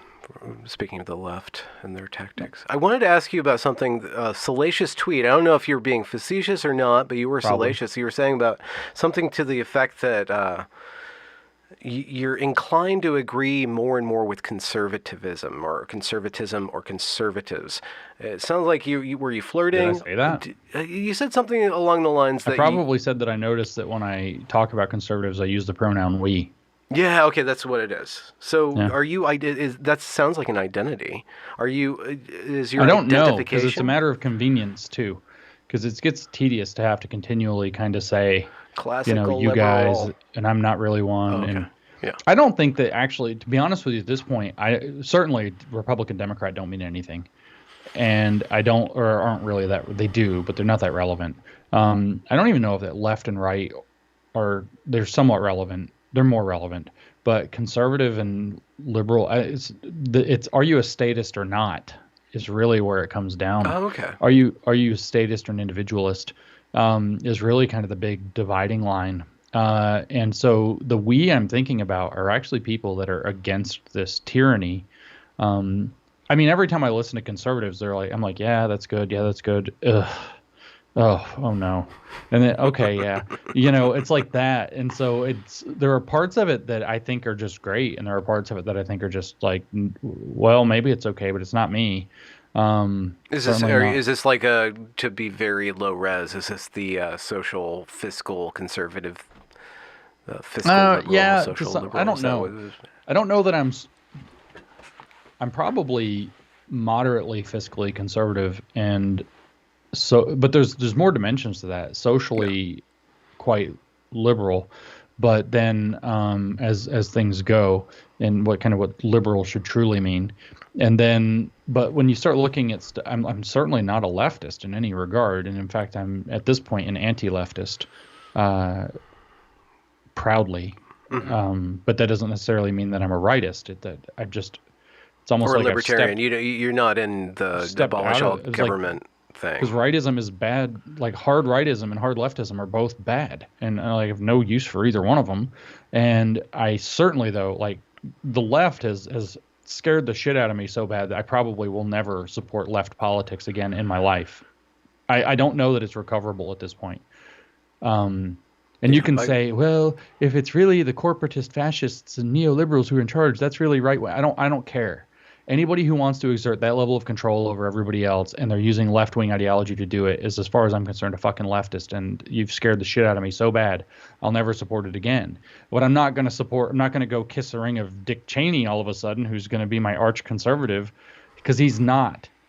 He's not either. He's part of the same problem. Which is totalitarian control, which is complete control by the state. Yeah, when I start thinking about horseshoe theory now, like at the left and right, you bend them far enough close together, they're the same thing. I think that doesn't mean something. I think that we think it means. I actually think it means that we've defined left and right incorrectly. The left and right shouldn't be touching one another at the ends. And so what's real is that we probably should they start touching each other at the beginnings? They shouldn't touch each other anywhere. Why not?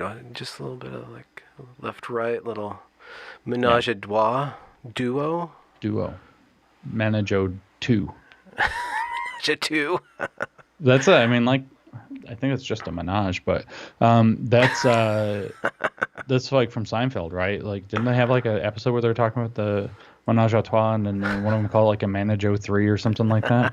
I can't remember. I don't know. Maybe I just made that up from my childhood. I have of a couple of Seinfeld. super chat questions from earlier. They were questions we were talking about the Dr. Phil thing. James, Yeah, we should go back to Dr. Phil.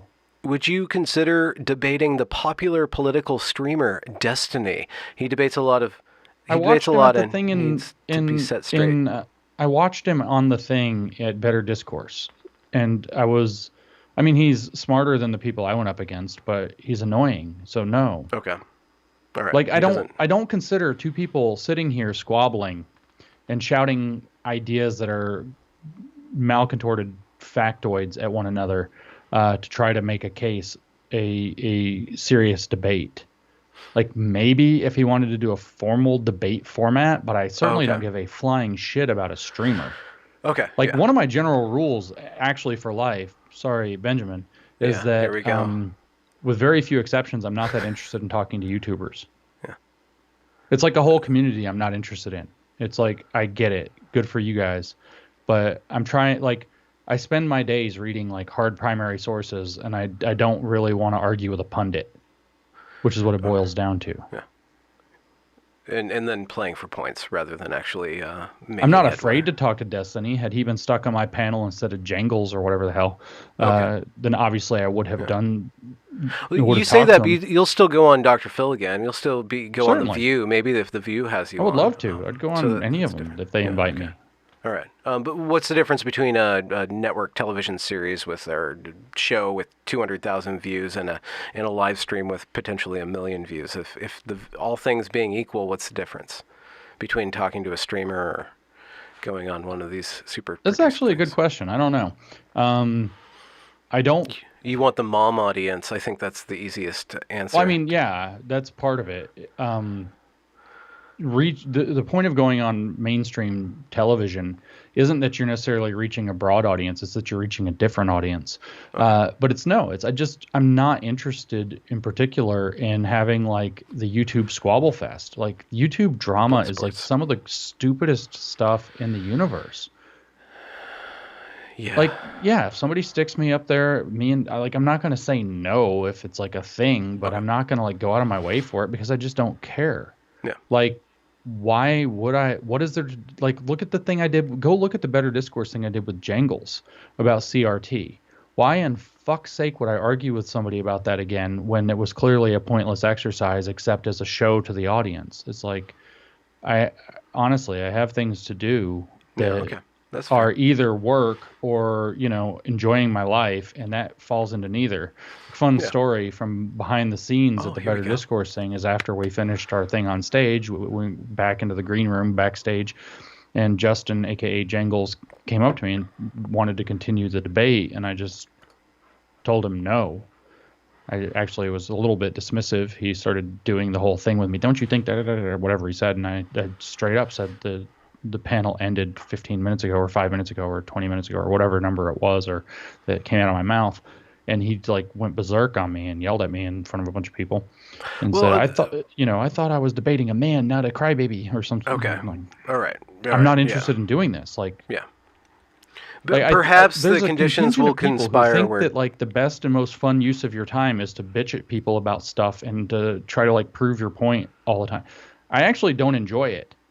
Like, I would bang on metal with a hammer and like carve wood and like piddle in my yard and train martial arts and just hang out with people and drink and eat all of my time. I would never try to prove my point about anything. I was a fucking mathematician. Mathematicians don't try to prove their point. You say, yes, they do. They write proofs. No, there's no arguing in math. Nobody argues. You either have the proof or you don't. That's it. So you've written the proof. There's no arguing. I went into math. Why? Because there's no fucking arguing. I don't want to squabble about shit. I actually have a low You say Discord that, but tolerance. come on, James. You like to send your little bumblebees and your little hornets at people on the internet. I do like to do that. Okay, so you do. This is where people are like, why are you arguing with that person online? I almost never argue with the person online. I make fun of people online. I engage with their stuff, usually to make fun of them. I post a picture of my crotch. Or I post a picture of Mount Rushmore with the faces replaced by oranges, or something like that.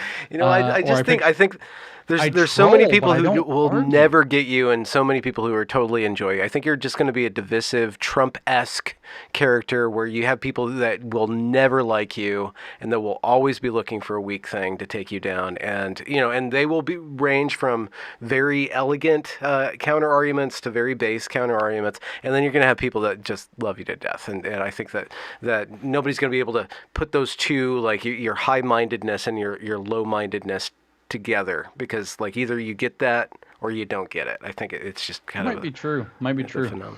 But as far as like I would. I don't know how to phrase it, like regarding Destiny or Jangles or any of these people.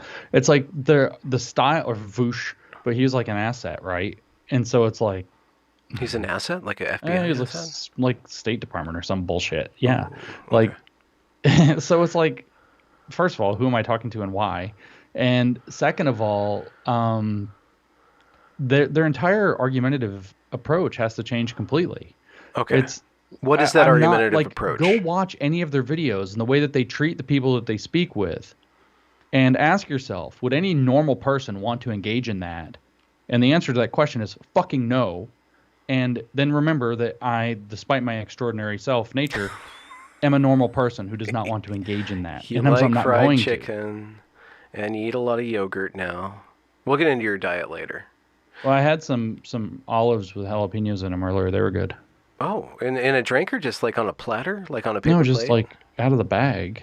Oh, okay. I've never heard of. I guess yeah. I have anchovy stuffed. Yeah, olives, so imagine great. jalapeno stuffed olives. They're good. A little bit more for me. Another super chat. Who's your favorite cellist?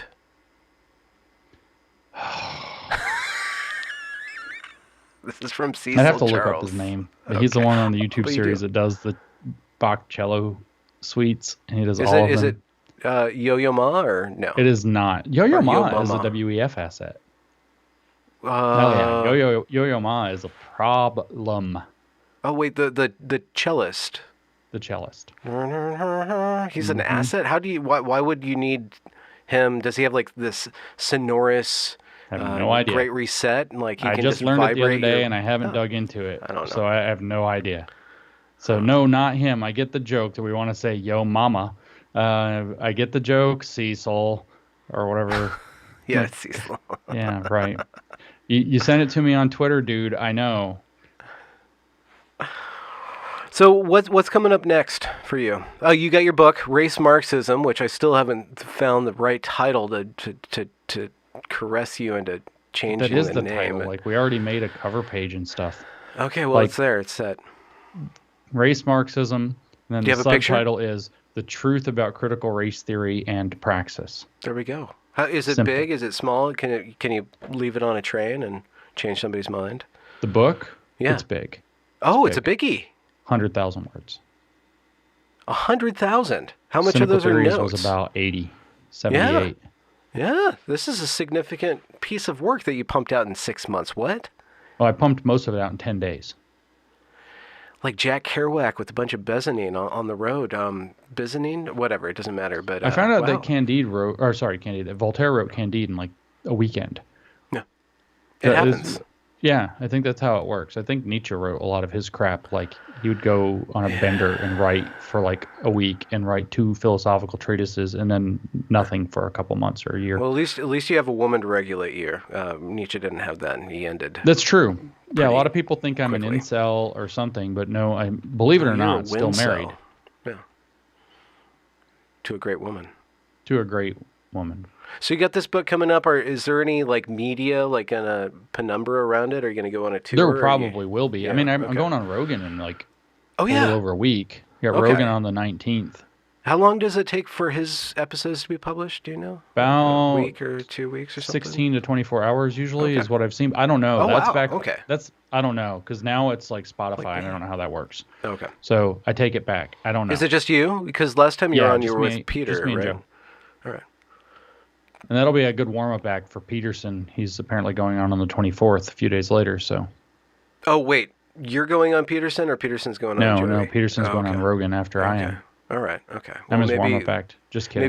Maybe you're like the Stone Temple Pilots to Peterson's Guns N' Roses. Or Yeah, the I mean, other I'm way probably around. going to try to reach out and do some more media. Hopefully, I'll go down to Dallas and have a so-called Blaze Day, which sounds like it's drugs, but it's really going on a lot of conservative media back to back, which probably feels like being on drugs. A lot of cocaine. In Go to the those, Blaze, media Blaze Studios and circles, do yeah. a bunch of shows in a row. Have- If I have can there- arrange it. I haven't tried. Have there been any significant encounters over the last month? Like in your No, travels? I went or- to the Turning Point thing, and then Yeah, That it was was Kyle. Did you meet Kyle? I did not Ryle meet Kyle. Kittenhouse? No, No. I met Kyle's bodyguard. I met Marjorie Taylor Greene. I met Roseanne Barr. Oh. Um, that was all fun. Well, who's the Um, best drinker among all those? I don't know. It was during the day, so Oh, okay. Everybody's sober. just based on, I mean, you shouldn't stereotype based on being like 6'7" and gigantic muscular dude, but I'm betting that Kyle's bodyguard could probably drink more than either of those two fairly I small don't women. know. Roseanne is But pretty yeah, hardcore. Roseanne. So yeah, I mean, are those significant encounters? I had a good time there though, and then I got sick. Like apparently everybody who went to it, No, was it COVID? allegedly it was not coof, but I was Oh, sick for Christmas, which was okay because like a head cold, a flu, stomach ache. it was the weirdest cold I've ever had. It was Huh. a head cold department, but it's like every morning I woke up and I'm like, oh, I'm better. Today is the day, like you wake up and you're like, I'm not all the way out of the woods, but I'll get better today. Like it's done. And then like the sun would go down at night, and by about 9 o'clock, I thought I was gonna die. Like every night, What? like when you get the flu, how sometimes you feel like I might die and I might be God, okay take if that me. happened. It was like that. Like, and then my symptoms changed like every 2 days to something different. So it was Like a skin rash. Oh, it was now I like have sore glaucoma. throat, and then the next day it was like, or a couple days later, it was like bad head congestion. Then it was like drippy nose, but no, maybe the drippy came before the congestion. Then it was felt fine, except that I had these crazy, like awful. I feel like I'm gonna die, aches and pains at night, but felt fine during the day. And it's like literally just kept dragging out to one thing. And the last thing I had was like my ears clogged up, and I like it's like when you're in an airplane or whatever, and they do that thing, and you Yeah. kind of can't hear until they pop. They were like that, but like all day. And one was way worse than the other. It was terrible. So it wasn't. It was the strangest cold. Well, yeah, the strangest cold I've ever had. Not the worst cold I've ever had, but it Maybe it was lingered. like just 2 years of cold, and your immune system just ran through all the stuff that you'd been putting aside. Yeah, apparently. I mean, a lot of people that were at the turning point got it as well. So, Maybe it and was a psyop. we all seem to have virtually universally tested in the negative. Uh, so, yeah, maybe it was a psyop. Maybe it was a fake disease, Yeah, maybe you guys are. That was fake the turning virus. point. Convid. Yeah, Convid. It was the Omicron variant. Have there been so no other significant encounters since we last I don't talked? think so. No, okay. There was one, but you're not going to Oh talk about no, it. I didn't meet Trump. Oh, you didn't meet Trump. No, I went to Mar-a-Lago, and that was cool. We had a good time, and it was a fundraiser, so Trump was not allowed to mingle because it cost a lot of money to meet Trump. So Oh, they took his phone away from him and carted him into the back, etc. And you're like, how weird. do you know that they took his phone? Because he called when we were at dinner and explained why we didn't meet with him. So we went out to dinner, and Trump called while we were at dinner. That really did Oh, happen. But there's been no meeting with Trump or okay. Did anything like everybody that. stand and clap after Trump called in the restaurant? No, it was really loud, but Okay. everybody stood and clapped, but we were all standing up when it happened when Trump spoke at Mar-a-Lago. What was the content? How's he doing? What's his? I I mean, guess. it was a Trump speech. It was, Oh, okay. he So kind of yeah. came out and said it was supposed to be for Ken Paxton, the Attorney General of Texas. So he said like some nice things about him for 30 seconds, and he talked about all of his political rivals and how stupid people are, and it was really funny, and he's actually Yeah. hilarious. And then 20 something Yeah. minutes later, he said a little bit more good stuff about Ken Paxton, and then he said that we were all great Americans, which I knew he meant me, and then he All of you. left. All of James is a great Yeah. American. I mean, I was there. Well, So I bring up Trump. I brought up Trump earlier, but just in light of our conversations about kayfabe or kafabe, that kayfabe. the big show, the big WWE World Wrestling style of politics, is that necessarily? I mean, it's fun, but it's very divisive. So I don't know if that is the path forward anymore. Is that the path forward anymore? Speaking of, I I'm speaking think to the most there's reasonable person on the actually internet when asking this question. I'm aware of that, but there's this new vibe that's rising up where it's not just the straight performative kind of joke, but that's there, right? It's contained within. You continue to do that, but then you're always making like serious points too. And a lot of times you're dropping the serious point through this kind of kayfabe looking approach. I'm not exactly sure how to characterize it. It's like a vibe, and I kind of like intuit this, and I see, you know, I see this kind of being the direction that more effective players, especially in the resistance, aka the right now, are doing. The serious point is being delivered in a way where people recognize it as serious, but that mantle of like stuffy respectability and playing by the rules is certainly like that's not coming back for a while. That's where people are mad about the Dr. Phil. Like, I went on Dr. Phil and I didn't play by his rules and whatever, so I looked like a raving idiot. What did you expect I was going to do? Sit there and like cross my legs and have a nice little chat with Dr. Phil? Like, no, fuck you. Like, there's a different thing happening now where I don't know how to characterize it, but certainly there's like I mean, look at the Twitter today with all the oranges. Like, there's still that. That's still kayfabe. But at the same time, you know, it's not just like entertainment, political entertainment anymore. It's being used to deliver kind of very strategic political messages in a much more clear way. So, you know, so it's both tempered and more substantial than you're saying. So there's still the bombasticness, but there's some ordinance inside of the bombasticness. When it's bombastic, people know they're being bombastic. Like, it's really obvious. It's like it's being made more obvious that they're being bombastic.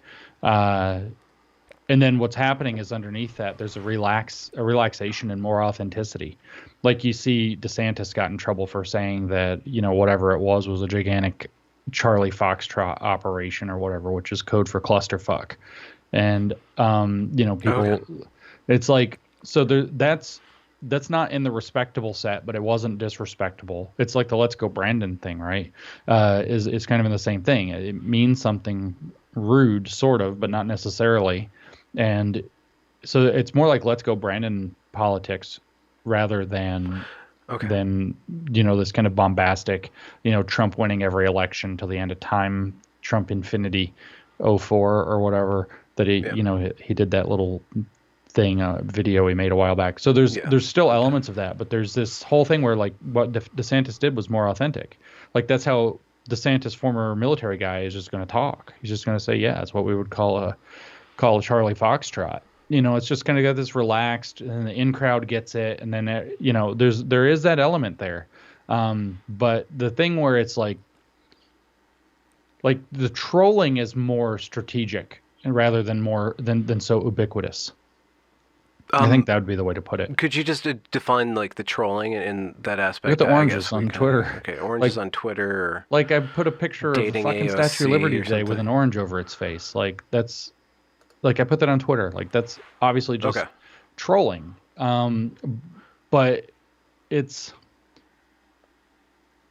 like, I think it's a good if once one loses their sense of humor, then one is more prone to getting into some sort of conspiratorial or tribal battle, and the ability to make a joke or to cloak things shows that you're relaxed enough to think ahead. You still have subtlety on your side, not necessarily nuance, but subtlety on your side. And I think that it's like those, there was this training manual I read. If you ever get like stuck in a hostage situation or somebody wants to extract information out of you, you do whatever you can do to exert your free will, whether it's like moving your legs when you're told not to, or moving your chair, or just these little movements of freedom, so that you're kind of, it's not as bombastic as going full kayfabe, full postmodernism, but it's enough to show that we are, you know, like the people that there's inside, there's this level of debate, there's this level of understanding that we have. There's a wry smile that's countering that stuffiness that tends to choke people and stop people from being able to speak the truth. A lot of that elitism or the sub-elite, the very smart people, are still caught up in being polite, and this is a way to be wry and still I mean, I think I think that's key, right? It's that's what Let's Go Brandon's about. Is that Let's Go Brandon because literally there's nothing wrong in the entire universe with saying Let's Go Brandon, even though it's obviously re- it's standing in place for fuck Joe Biden, and the media gave it to us by the crowd chanting fuck Joe Biden or whatever, and then the reporter is interviewing Brandon, the race car driver, and is like, and the crowd's really going crazy back there. They're chanting, "Let's go, Brandon," and or however she did it is close to that. And I don't know if she was trying to be cute or trying to pull a media distortion. I mean, I watched it like 30 times trying to decide, and I just totally was convinced she was just trying to be cute in that weird moment. Yeah. But either way, the world took off with it. And so Let's Go Brandon, they can't censor it. They look like clowns. Like saying that Let's Go Brandon is hate speech. And we saw that on Christmas Eve or whatever, where the the guy said it to Biden, and Biden was like, "Let's go Brandon, I agree." Whew, Yeah. son. So it's like it's a thing they can't control. Because if it was fuck Joe Biden, there's like, oh, it's so improprietous. Then you're arguing, did people say fuck Trump and did it say fuck Joe Biden? And it's like you're squabbling. But this is just silly and fun, but it contains that serious thing at the same time, and everybody knows it, but they can't control it. It's like the oranges all over Twitter. What are they going to do? Label the orange emoji hate speech? They might. It's like my desire to call the things that don't occur, namely vaccine injuries, by the term climate change. I think we should call them climate change every single time. I always think we should call them climate change. Why? What's the? I'm sorry. I'm thick. I'm dense here. Why climate change? Because everything's climate change. Everything's Because if January everybody 6th. keeps talking about climate change, when climate change is something that's not allowed to be talked about, then they have to decide. Are we going to say that climate change is hate speech? That climate change is something that shouldn't be talked about? That climate change is a phrase that has to be censored off of social media? What is it? What are they going to do with it? And it's also stupid. It's also stupid in the sense that that's the next step in their little game. So their next step is going to be, oh, it's climate. So, climate change is the next big emergency or a next big emergency among some that they're going to manufacture, like cybersecurity and probably smallpox or something. But, at some point, their goal has always been to transition to climate change. And everybody knows that there's even that meme with Indiana Jones swapping out the coof particle for the climate change globe. And it's like everybody knows it's going there. So if climate change has already become a clown word before you get there, and then it simultaneously is a code word, a dog whistle for vaccine injury, it puts them in this weird position where what are they going to do with it? Climate change is a major problem. It's like, well, this is kind of a master's tool problem then. If you're not lying, you're joking. But is there not some sort of dangerousness in playing this game? Like if you're participating, so what's the danger of it, and how do you forestall yourself? Well, the biggest danger of it, of course, is that you play into their hands by saying repeatedly that climate change is a serious issue, and then they try to hold you to account by saying you said that climate change is a serious issue. But how you forestall that is you say, I obviously was using it as a code word to mean vaccine injuries, you clown, and you're just going to make fun of them for being a clown, for having not got the joke. And so, but the biggest danger is that it plays into what they want the next step to be, is that everybody has to take climate change seriously now. And the way you forestall that is make fun of them for not getting the joke. And you say, no, we only take climate change seriously when it means vaccine injury. We don't take climate change seriously when it means this silly stuff. But like narrative stuff.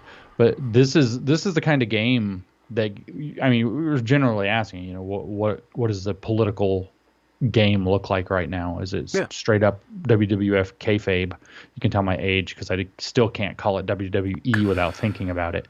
It used to be F. Yeah, it was F. I don't know why they changed it. World Wrestling Federation. Yeah, I don't know. Well, you see, that was where I think we probably lost everything, because it couldn't be called it. It had to be World Wrestling Entertainment. Oh, really? Oh, what? Yeah, it was political correctness, striking down on the wrestling, on the wrestling. So many jokes, killing more jokes than fact checkers. I'll tell you that much. Fact check. Have you been fact checked yet? Yeah. Like political? Like has somebody made one? Like yeah, one of those, I said on Twitter. I said on Twitter, onion.com, and then they got mirrored on my other social media. I forget which one. It was Instagram, or somebody got really mad at me for it. I said onion rings cure and prevent COVID-19. Okay. And I got fact checked for that. Apparently they Like don't. PolitiFact did it? No, just like the internal little ones or whatever. Okay, some But random. I mean, I also put on there that if you take 5 doses of the vaccine, it makes your dick grow, and they didn't mark that as misinformation. Oh, okay. But only onion rings. Onion rings curing and preventing COVID-19 is misinformation. Well, I think it was Burger King. They're like, we don't want to have anything to do with James Lindsay. Like, we just we're just going to get this onion ring. We're going to wash our hands of They're still this. mad that I stole the crown.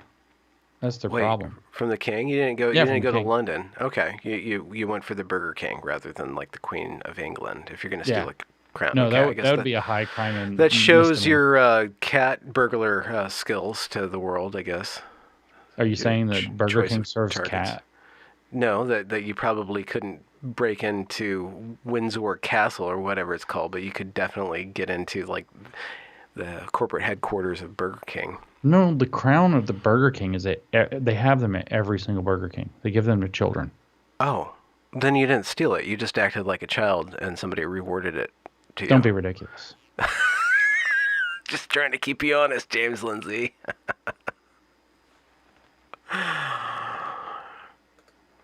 All right, what's the holiday that you're looking forward to most this year? Do you celebrate holidays? Valentine's, that Irish holiday? Do you have a? I don't really do the looking forward to Father's holidays Day? thing. No. Okay. No. You're not looking forward to Easter or Lent? Lent isn't a holiday. Yeah, I mean it's the opposite of a holiday, but it's still a holiday. I mean it's a series of holy days. I guess. Basically all my days are holidays. What are you talking about? Oh yeah, every day is January 6th, the holiday.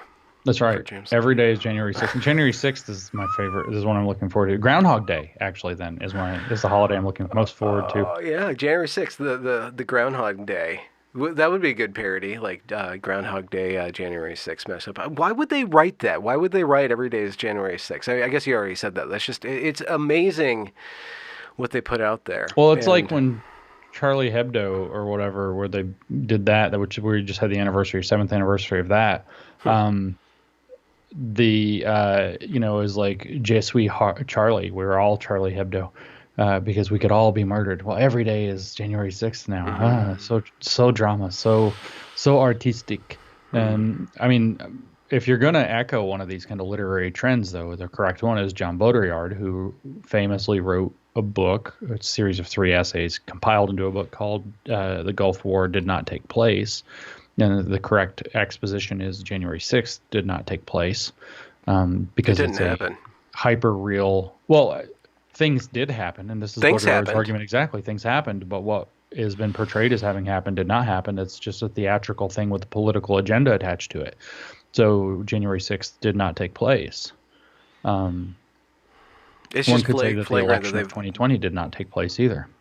They've spent millions of dollars. This is the most expensive manhunt in history for this January 6th thing, which had You mean for zero the guy who planted or maybe woman who planted the bombs the night before? Oh no, there's been no manhunt. My bad. No, and the FBI guy. That one was cheap. No, yeah. What? $0. Zero. No dollars for the person who put the bombs. No dollars. Zero. I just don't understand what we're supposed to make of this. But I guess people are buying it, so it's saving our selling. tax dollars by not pursuing that. Oh, okay. Is that where all of my Trump bucks are going? I'm not going to get, or my Biden bucks. All my student loans are going right into rounding up. Yeah, your student loan is going into saving the government money from investigating that. Well, James Lindsay, do you have what? I'm every day I wake up, I'm grateful for the government's decisions and all of their great choices. So you got your book. When's your book being released? The objective is by the end of the month. So that's tricky though, because we're not quite sure what we want to do, because we don't want to step on. It turns out Social Injustice is coming out this month after it got delayed due to like a printer backup. I'm sorry, I missed that. What's the name of that? Social Injustice is the reader-friendly, digestible version or adaptation of Cynical Theories that a woman named Rebecca Christensen did off of Cynical Theories with Helen's and my contributions. So if you thought Cynical Theories was a long and heavy read, you can get most of the point in a lighter, friendlier read. And some of it's been updated a bit. So is she a Brit? No, is she a I redhead? don't know if she's American or Canadian actually, but she's on this continent at any rate. But redhead. I think so. Okay, I have not met her in person. I'll have her on the channel then. If you can help me get her on the channel. We can see about that. So anyway, that's coming out here. Actually, I might have the Amazon and can tell you which day because I don't actually know what day it comes out. January 18th. So in 10 days. Oh, wow. That comes out. And yeah, so you can pre-order that now if you want to. If you want a more reader-friendly, digestible version of Cynical Theories. It's called Social Injustice. I think the cover is super cool. Do you have it? Are you going to show it? I do, but not in this room, so I can't show it. But I just looked at it on the internet, so I have 5 copies of it somewhere. Nice. I only got 5. And is there going to be an audiobook? I don't know. Okay. If so, I believe Helen will be reading it because I certainly don't intend to. No, you do podcasts, but not audiobooks. Is that where you well, I mean, this is the thing. Even with race Marxism, they want me to read it for an audiobook, and I'm like, how do I read my own writing without doing like interpretive interludes? Because the podcast now, it's like I read a sentence, I'm like, let me explain this. So. Well, that would be all the miscellany at the end, like, and then here's all the notes that you made.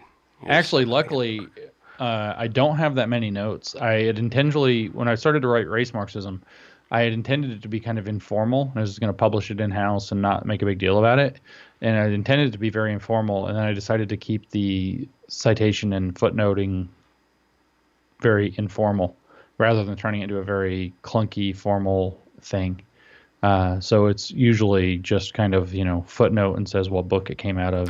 Okay. Very little so you still have elaboration. Citations. Yeah. Okay. Yeah. And almost all the citations in race Marxism are primary sources. So it's pretty rare that I quote somebody talking about somebody else or read something like, in a secondary or tertiary source. So it's pretty good. I actually read Rousseau. I actually read Marx. I actually read Hegel. Sort of. I mean, reading Hegel is a sort of process anyway. Well, wait till we get to Heidegger. That's no. No.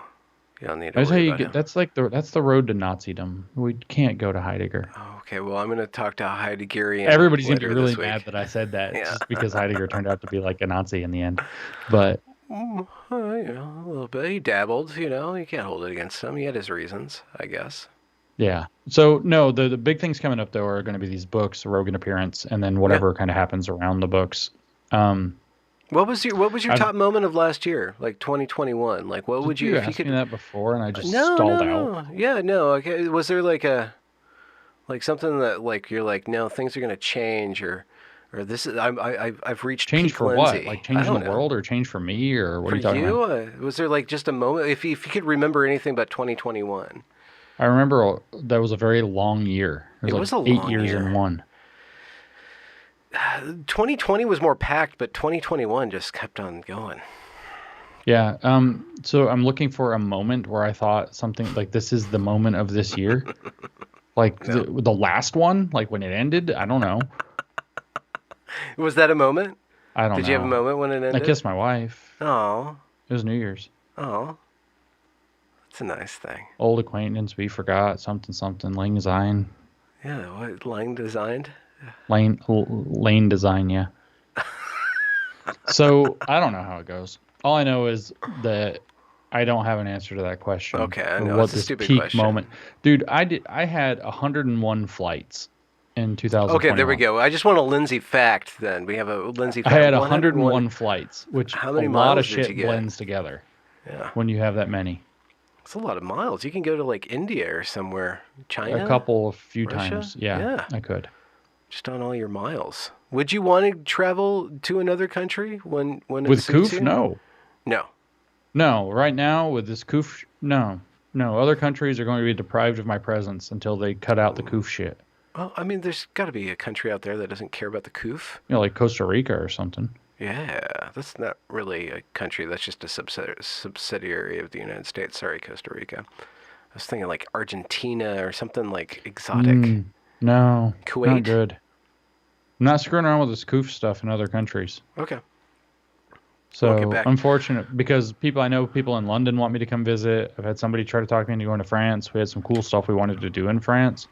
Helena, our mutual acquaintance, almost got imprisoned in Canada for not. I know, she told me yesterday, and so I just strengthened my resolve to like, nope, we're staying in the U.S. of A. Okay. Like I don't even want to go to California or New York or your state or Oregon. Yeah, that's pretty much. Maybe Minnesota can go on the list of states I don't want to go to. I have to go to Chicago soon, and I'm not V-worded, and therefore I have to have like all kinds of weird policies on me. And even the hotel said they're gonna have to treat me weird because I'm not in the V-word position. I'm looking forward to being a subaltern. Sorry, I can't hear you now. My thingy's died. Even in the future, nothing works. I don't know how to help myself. Wait, hold on a second. Not that you're gonna run. So yeah, nothing cool is ever going on. That's the answer to your question. There we go. Min. Are you there? I am. I never went anywhere. I can't hear anything. Crap. Look at this. Can you hear me? This is supposed to be his show. He can't even make his basic AirPod technology. Freaking love technical shenanigans. Hey, we were not talking about you. Don't worry. Everything is cool. Oh, that's what I did. Oh, he still can't hear me. Perfect. Okay. There we are. Okay, what did you tell them while I was gone? I said that you're a wonderful person and a good-looking man with tremendous creative and capacities and talents. I do. I have tremendous creative capacities and talents. I'm making this evergreen musical. I'm about one act in, done out of 3. It's gonna be great. It's gonna be great. I'll retweet it. Yeah. Maybe you'll star in it. I'll write a little James Lindsay aria. What would you sing? A polka? No. No. Do you have a musical talent? I Just used swords. to play piano and could be okay on a guitar, but it's been a while. Okay. Yeah. I don't see race Marxism and I guess the hokey pokey like mixing and matching. They could necessarily. I do. Yeah, I mean that's where all my head is right now. That, and then in the podcast, I'm still doing this critical pedagogy thing, and now that's taking me this way. Why am I reading Marx's economic and philosophic manuscript, you ask? Well, thank you for asking, Benjamin. Yeah. It's because I'm reading Paulo Freire, and then I'm like, well, all I see is this kind of very religious thing here. But if I'm going to get to the bottom of that, I have to go back and understand the religion aspect of what Marxism represents on a much better level than I already understand it. So then I'm back reading Marx so I can come back to Freire so I can get back into the critical pedagogy stuff. Which is your podcast series that you're creating. Yeah, the New Discourses podcast is it's just an ongoing, like, I think there are episodes, but I think it really is just like, if you haven't listened to all of them, you don't know what I'm talking about. Oh, okay. That's why you're having on my show, so I can like, what are you talking about, James Lindsay? What are you talking about? It's my job. That's your job. I had the encounter. You asked if I had any encounters. Scott Adams went on his podcast today, Vax Adams, as you will know, and told people not to follow me on Twitter because I am Smigel, by which he meant Smeagol, from The Lord of the Rings, and I have become a negative force.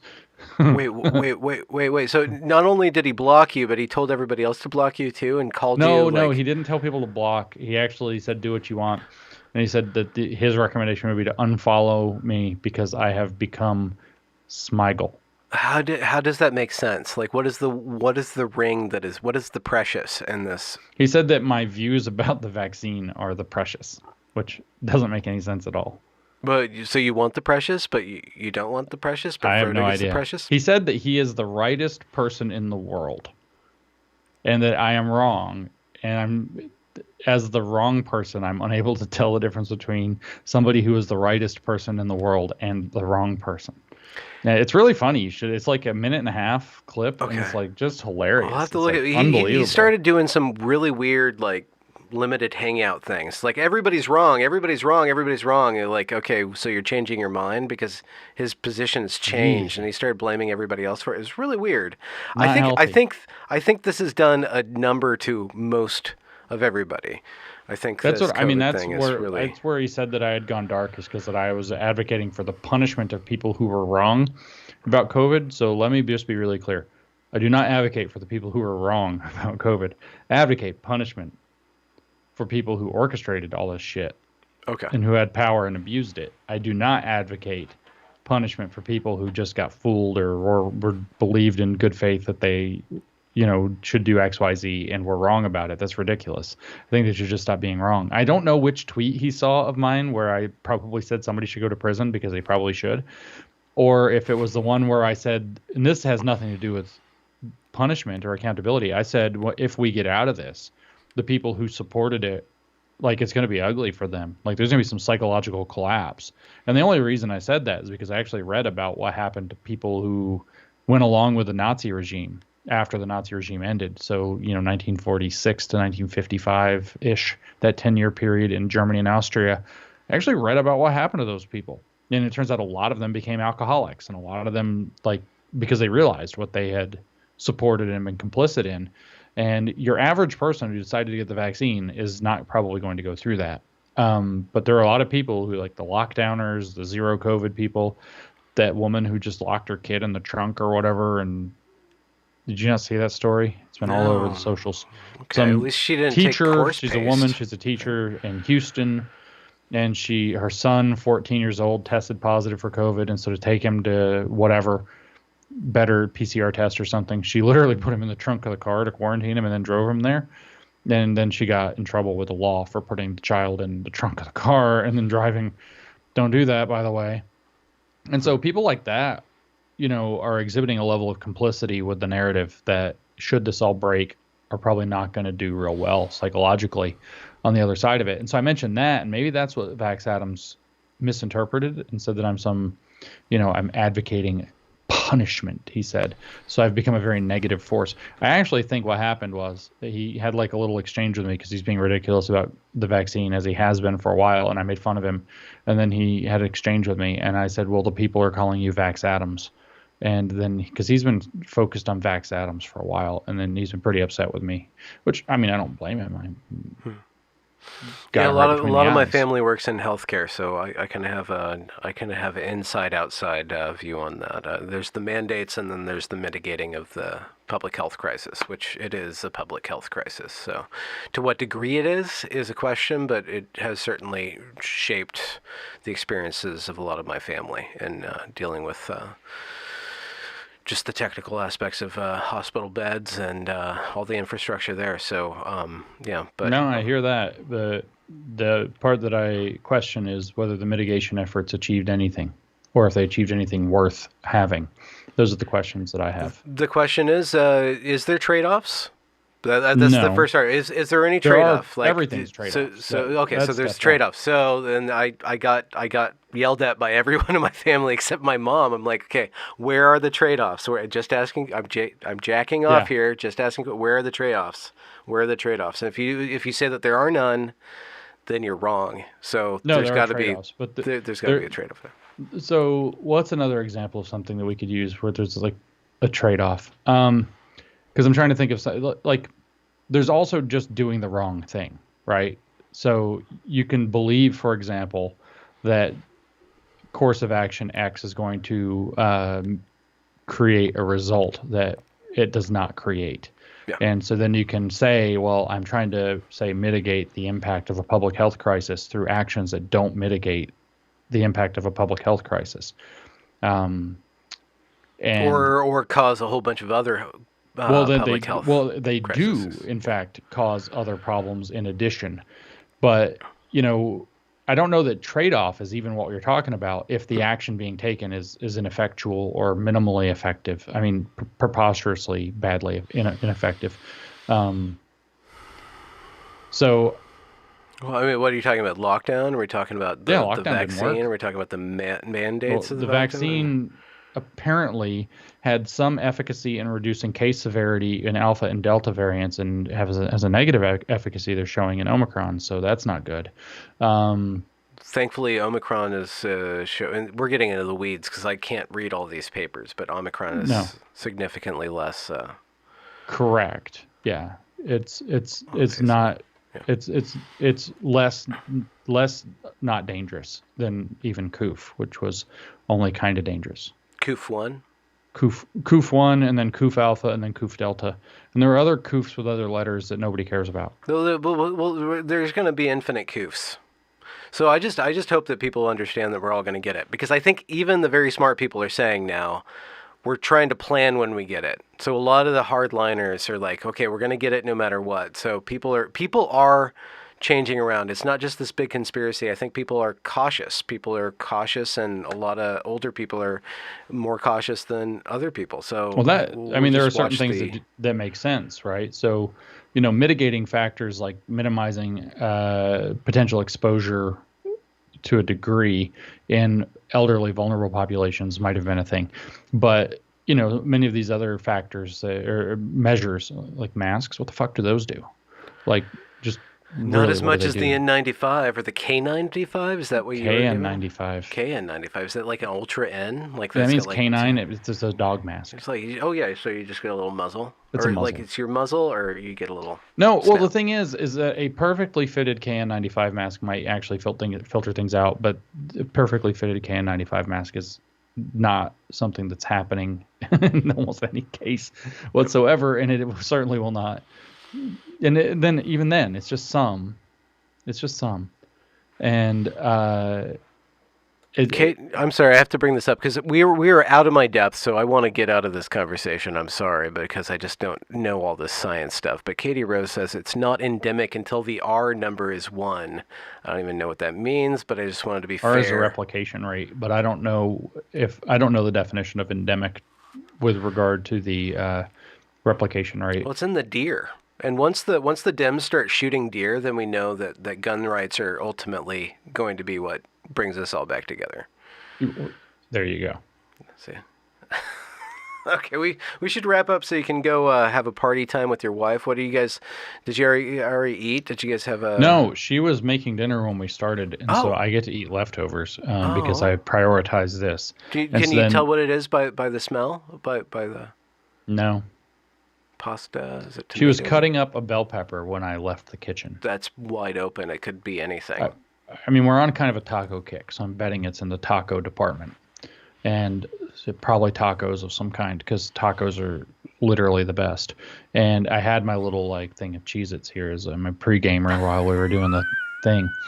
And those are pretty good. And so anyways, I will probably hang out with her and read more Marx and probably drink for the rest of the night. Okay. Well, and/or fight on social media. I want to say you probably will. That's probably the most honest thing you said all night, that you will be fighting on social media after we get off here. But I don't yeah. Well, sooner or later, definitely. It's what I do. But it's it's your brand. It's also freaking 20 degrees here. It's cold as shit. So are you serious? Yeah. It's what's your elevation? For I didn't know you guys got that cold. About once or twice a year, we get down into the 20s or the teens. It got down into the teens, but it's supposed to warm up. But yesterday and today were cold. Mm-hmm. Okay, so you're just cozying out then? Little cozying out, yeah. But you might return on the 30th with King Crocoduck.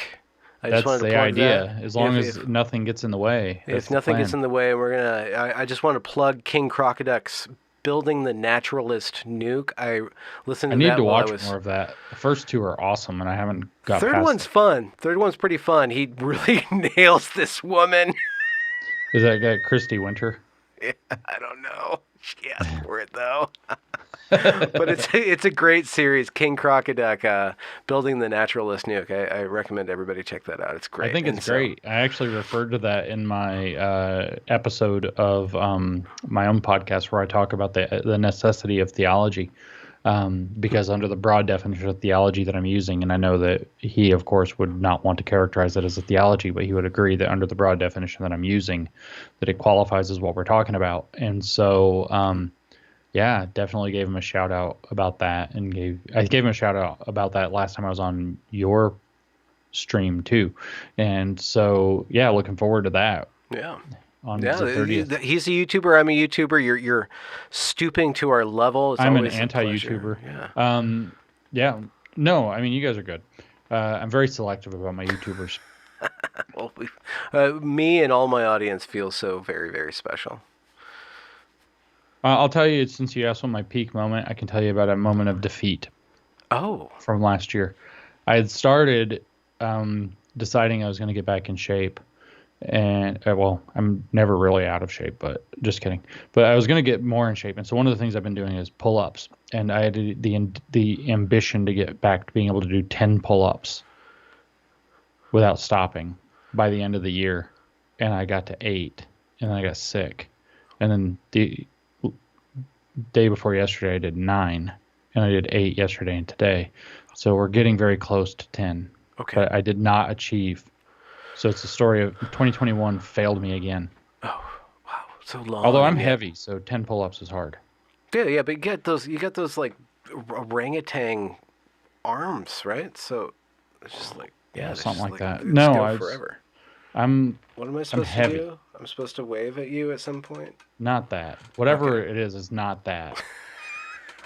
I keep on giving my haters screenshots, but all they care about is my thoughts about women, not my political ideology. You don't have any thoughts. Nobody has any thoughts. Help. I blocked my thoughts long ago. James Lindsay, it's been great having you on. We'll have a little post-show wrap-up. You want to say goodbye to the audience? Goodbye to the audience. Yeah, of course. Yeah, you fall into it every